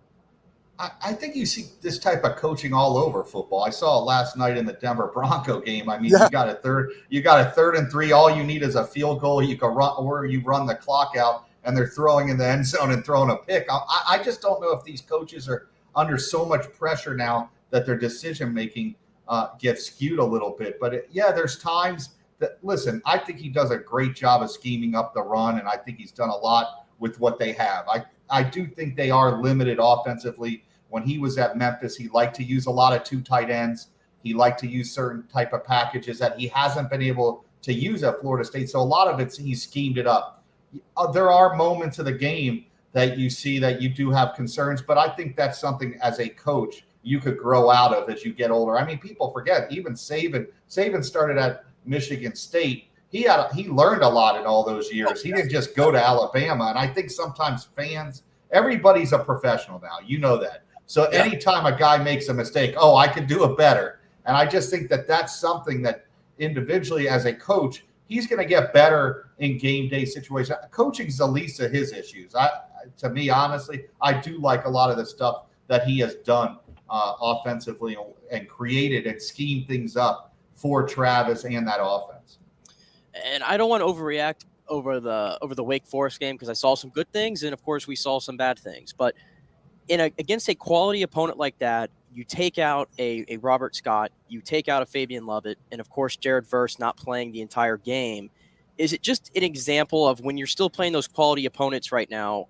It's as simple as they figured out they have the first team guys to compete with anybody, but they're still lacking in that depth. And it's kind of like a reminder to take a step back and realize there's still a few more cycles here for them to get to where they want to be. There's no question. I mean, when you see Florida State at its top, all right, and they're able to beat teams and they blow them out, it's because they're able to roll out those second and third team units.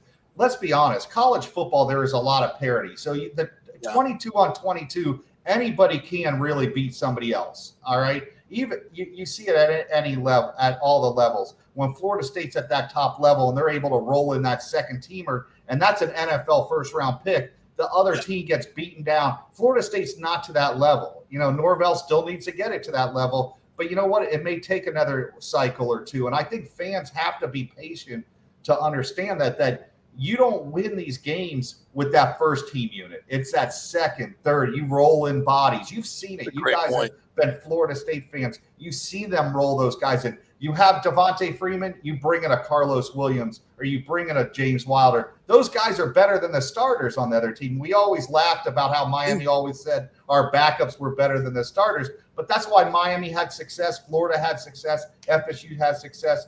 It's why Alabama and Georgia are so much better than everybody. It's not those first teamers. It's when they roll in that second, third teamer that's better than everybody else. And Florida State's not there yet. They're going to get there, but they got to be patient.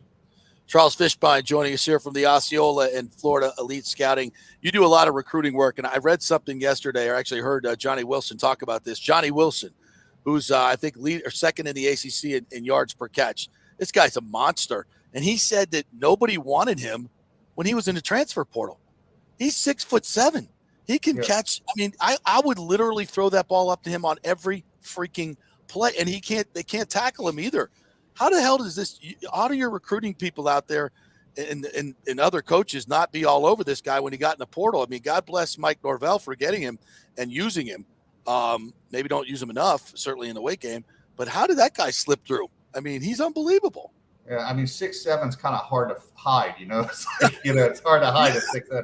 Listen, he's better than I thought. I didn't know what they were getting because, like you said, I talked to Corey Long about this. How does a 6'7" guy just end up? He was on the West Coast, so you would think a UCLA or one of these schools that's played against them, USC, would have seen this kid. But it happened. Listen, you see it. You've seen so many guys slip through the cracks at the high school level. At the end of the day, and I talk to coaches all the time, everybody wants to know who's offered, who's off. How about you just make an evaluation on somebody and trust what you see? And I think that's what makes the great evaluators, the guys that sit there and they don't care that a guy's a 5-star, 4-star. They sit there, they watch a guy and go, you know what? This guy can fit what we're doing. We trust our evaluation. We trust our ability to coach this kid up. Let's take the kid.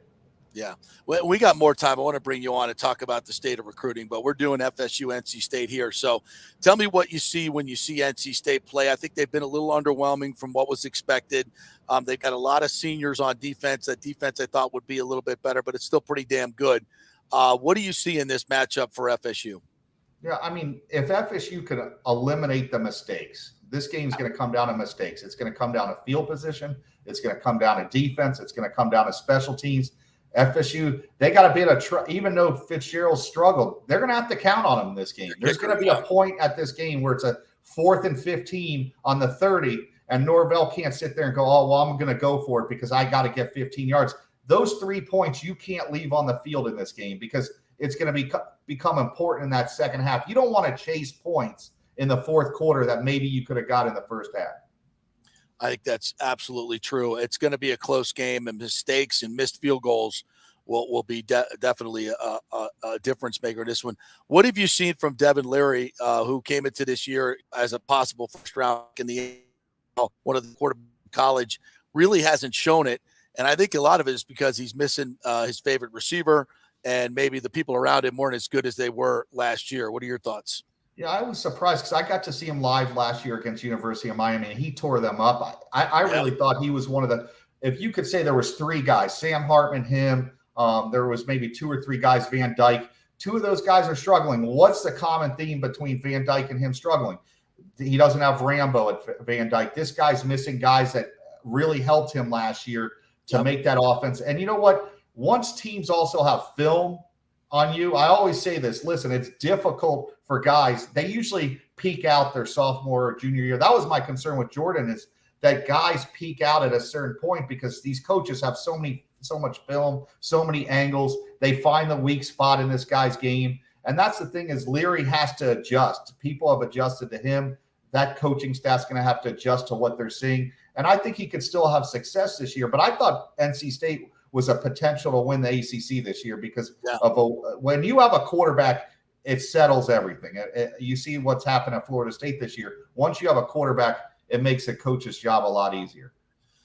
Charles Fishbein joining us here. We're talking FSU, NC State. It's the FSU report brought to you by Italiano Insurance. All right, so give me a pick why you think FSU is going to win or lose this game. What does it come down to? Yeah, I mean, we discussed this yesterday. I think that NC State's going to win the game, and mainly because it's on the road. FSU struggled so many times. I mean, it's a house of horrors up there. I remember Christian Ponder fumbling when they were going in for a touchdown, the 6-pick game by Wenke. It just doesn't seem like it's a place. And they've gone up there with better teams than this. And I'm not saying Florida State can't win. I just don't know with the situation they have at the tackle spots. That's a concern. NC State's got I believe NC State, if they get pressure, this game could be a long game. So I think FSU has a shot if they limit the mistakes and win field position. But I think that 27-24 or 24-21, it's going to be a close game. I think it's a one-possession game.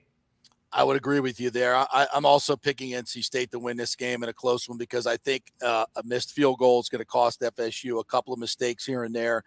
It's always tough to win on the road in Raleigh. So I'm with you. I hope I'm wrong, but I think I'm with you on that one. Hey, like my son says, I jinx teams. Hopefully I jinx the NC State Wolfpack and I'd rather be wrong on this. All right. Yeah, yes, me too. I'm with both of y'all. NC State. I remember was it the 2012 game? It's like I think that was my introduction to Mike Glennon. Yeah, would end up being the Bucs quarterback. Mike Glennon, Phillip Rivers, Russell Wilson. Yep. Torrey Holt. I mean, you remember we went up there and Torrey Holt freaking torched us. We found out he was pretty darn good. They all turned out to be pretty good players, by the way. Yes. No shame there. All right, Fish. Appreciate it, my man. We'll chat with you next week. And everybody go watch on the Osceola. Where can we find that podcast, by the way? It's on, the Rivals Network. It's at Osceola.com. And I think, I like what we're doing, man. And I like working with you. It's fun. Yeah, it is fun. We really have a good time. I've retweeted it, so it's on my Twitter as well. So go check it out. It's a good hour and a half of FSU, NC State, and all things college football. So check it out. Thanks, Fish. Appreciate it. Thank you, man. All right, well, let's go from South Florida all the way out to Dallas and join our good friend Brady Tinker, who joins us on every Friday to talk some fantasy football and wagering. Gets up a little early with us today. Thank you for joining us, Brady. How are you, buddy? Oh, I've already done 2 shows. I'm rolling. Happy to see you guys. All right, yeah. How'd we do last week? Your fantasy and your my fantasy team.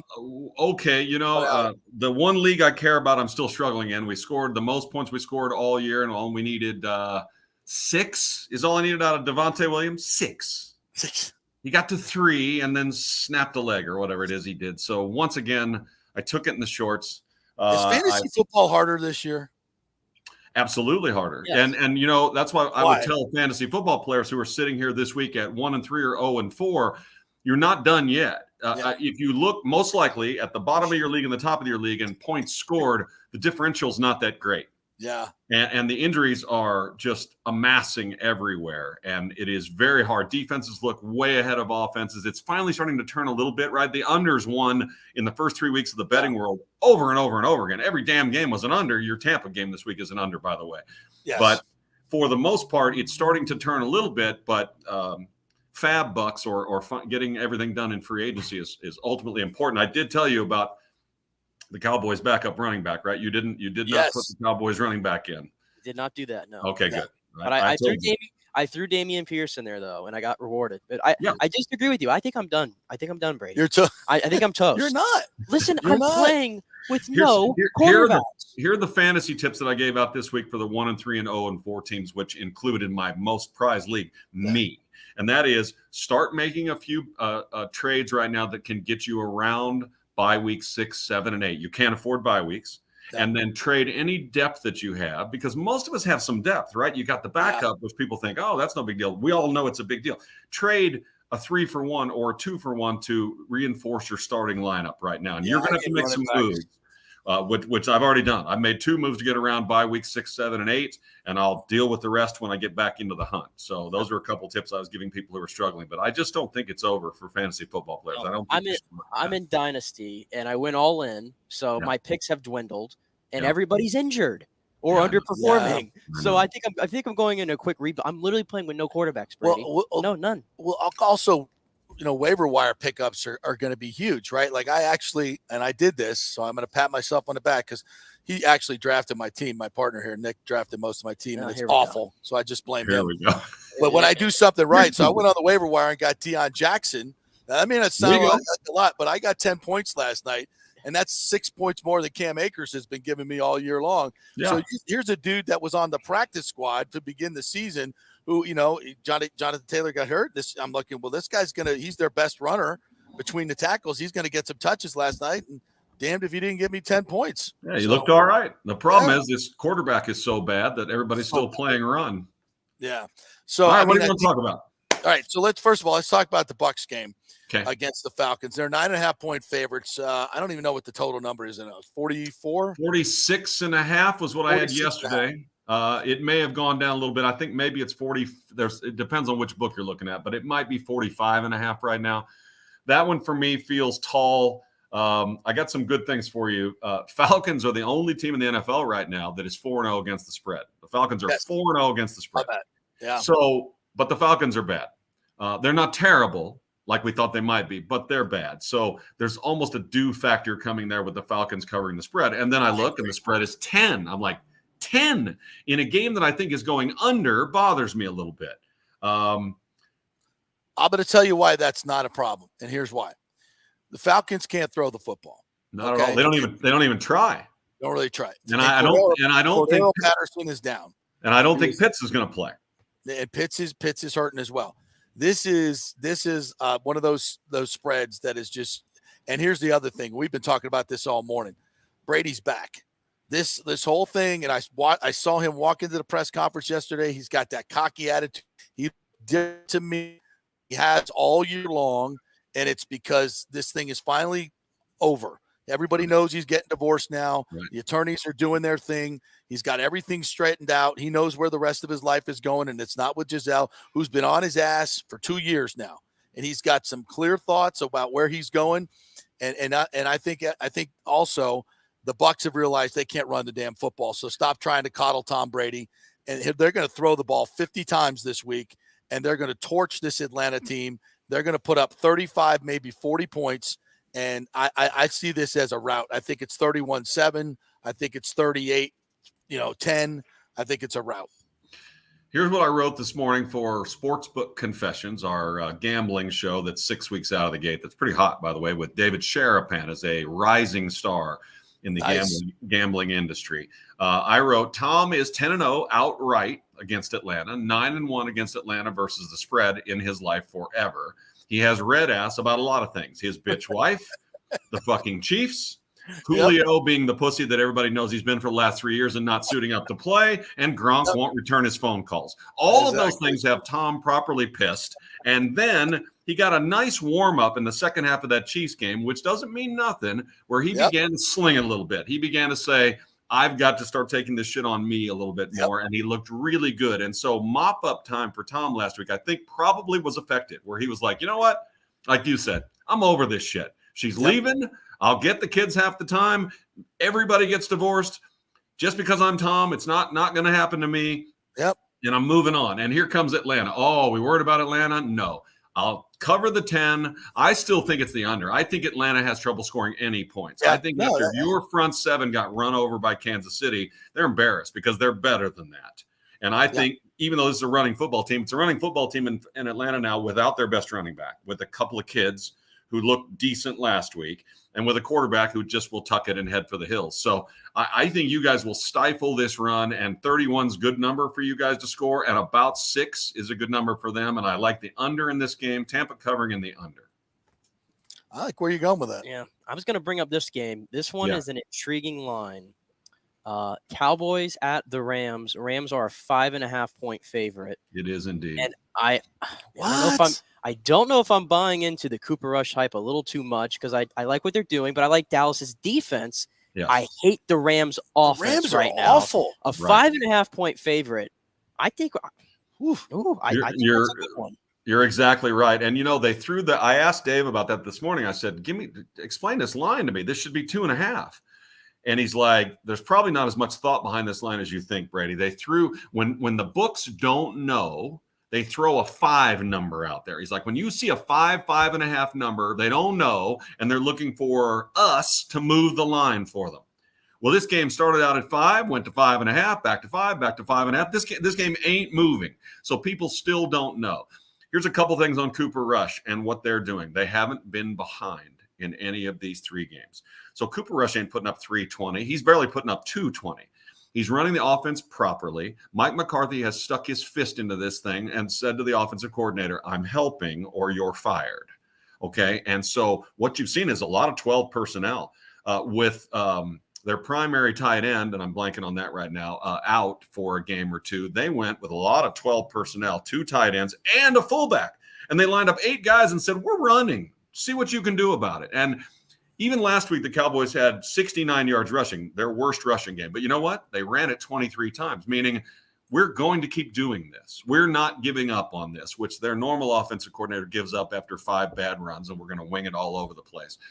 Right. So I like what the Cowboys are doing, but don't overestimate Cooper Rush.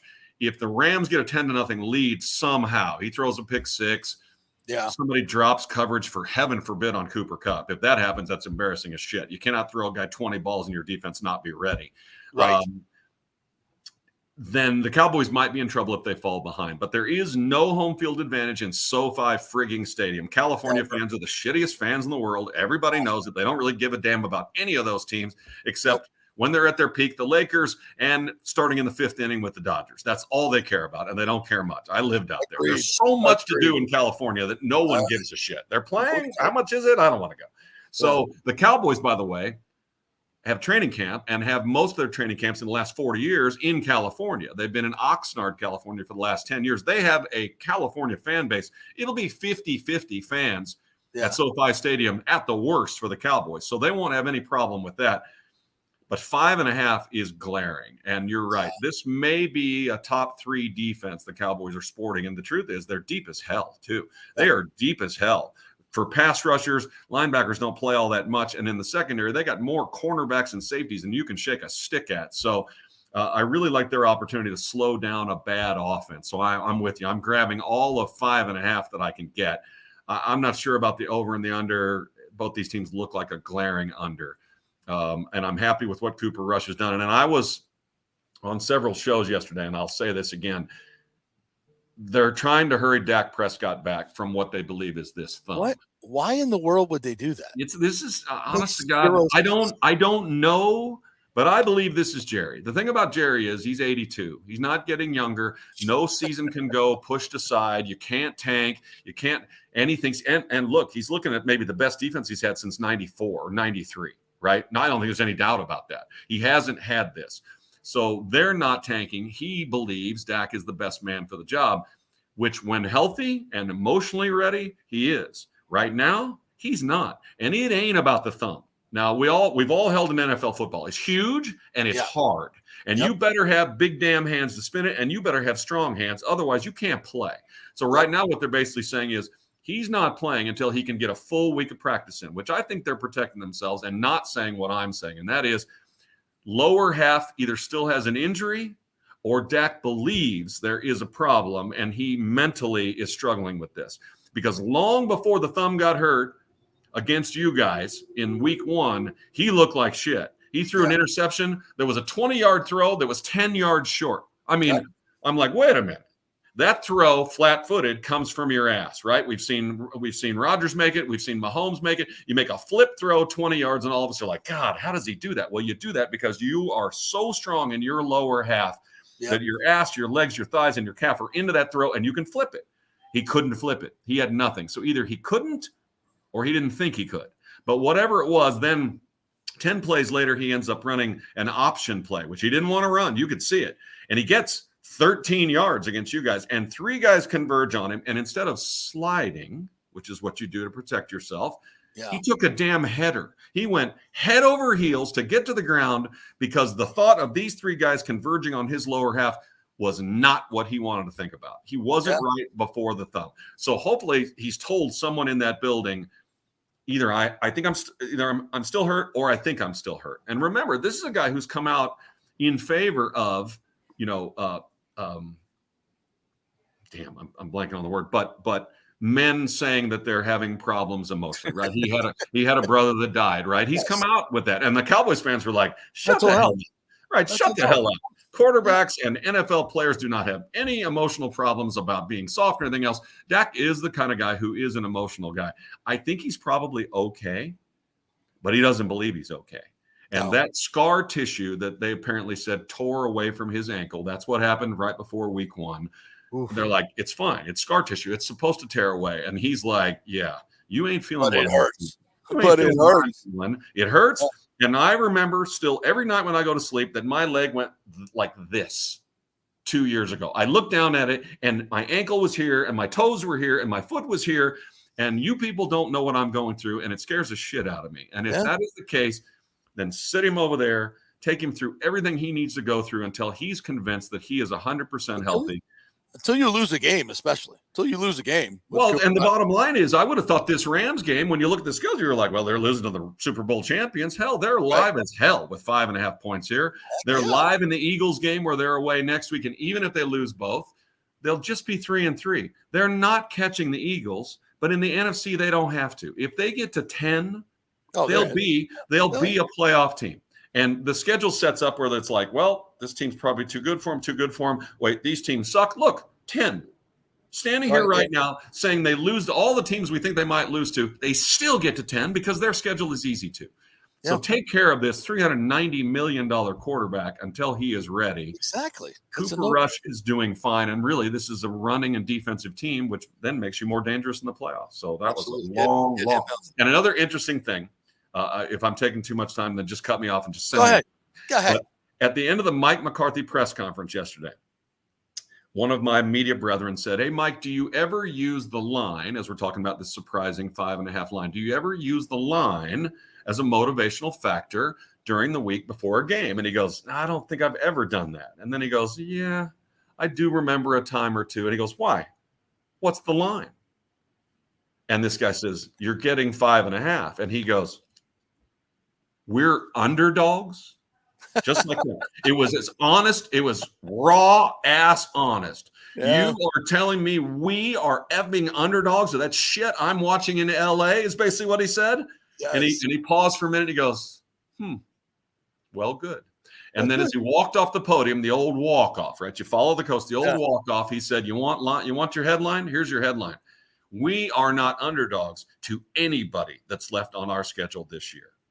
And I'll tell you what. I don't, whether that's right or wrong, Mike McCarthy has won me over 100%. He is so steady and so steadfast, and he has stepped in here in a time of absolute need with your quarterback out again, 0-1, looking at a tough schedule, looking at a potential tank situation, and stepped in and has taken control quietly of this offense, has looked at his defensive coordinator and said, keep them pumped up. We are going to be a run it and defense team, and it's working. And the fact that Cooper Rush has been here with all these guys for 6 years matters. And it's hilarious because they didn't know it was going to work this good. They cut Cooper Rush twice this season before the season started. He was available for everybody. The day before the Sunday game against you guys, Cooper Rush was still not on this roster. They had one quarterback. Crazy. That's crazy. They had one quarterback. Dak Prescott was the only quarterback on the roster. Now they re-signed him, Rush, and then another backup to the practice squad the morning of. Wow. But they cut him twice, and they told the world, if you want him, he's redheaded, you can have him. So this has worked out. This has worked out better than they thought. In spite of them. In spite of them, by the way. In spite of them. And they're getting away with some stuff. Yeah. There you go. All right, Brady, great stuff. Give us your where we can find your content and the podcast, et cetera, et cetera. Well, DSP Media, which we are all part of, is doing a lot. This whole blab about the Cowboys is now being blown up because I brought back, starting yesterday, an old show of mine called Off with the Helmets, which is Off with the Helmets, basically talking Cowboys football. And it's a 30-minute me going yak, yak, yak, yak, yak for 30 minutes. And then I'm also going to go to the Star every day and try and add in a couple of updates. So we are going to inundate people with Off with the Helmets and with me being at the Star. Right now, once a week, probably going to end up being 3 times a week. But DSP Media Online has all of our stuff, as you know. And so I'm proud to be with them. I know as you are, and it's fun to come on with you guys every Friday. Good stuff. Thanks, Brady. Appreciate it, man. Have a great weekend. See you next Friday. Yep. All right. So we got Rays baseball coming up here in about an hour. We're all decked out in our Rays gear. Rich Hollenberg started the show and gave us a lot of he did a great job. He really did. He pumped us up. I'm feeling a lot more positive now. These teams are really, really even. And, but the Rays have a much better defensive setup. The Taylor Walls is playing second today. They're defensively, they're going to, and all they need is a couple of hits here and there, and they can do this. So let's get on the Rays bandwagon. I'm ready to go. I'm ready to go watch the game. Let's go. All right. So if you want to see Rich Hollenberg, go back to the beginning of the show. You can always do that. Please like our YouTube page, subscribe to our YouTube, and you can watch us each and every day. We'll be on 10 to 12 next week, as we always are. We did a little different here because of the Rays game. So have a great weekend, everybody. We will chat with you on Monday.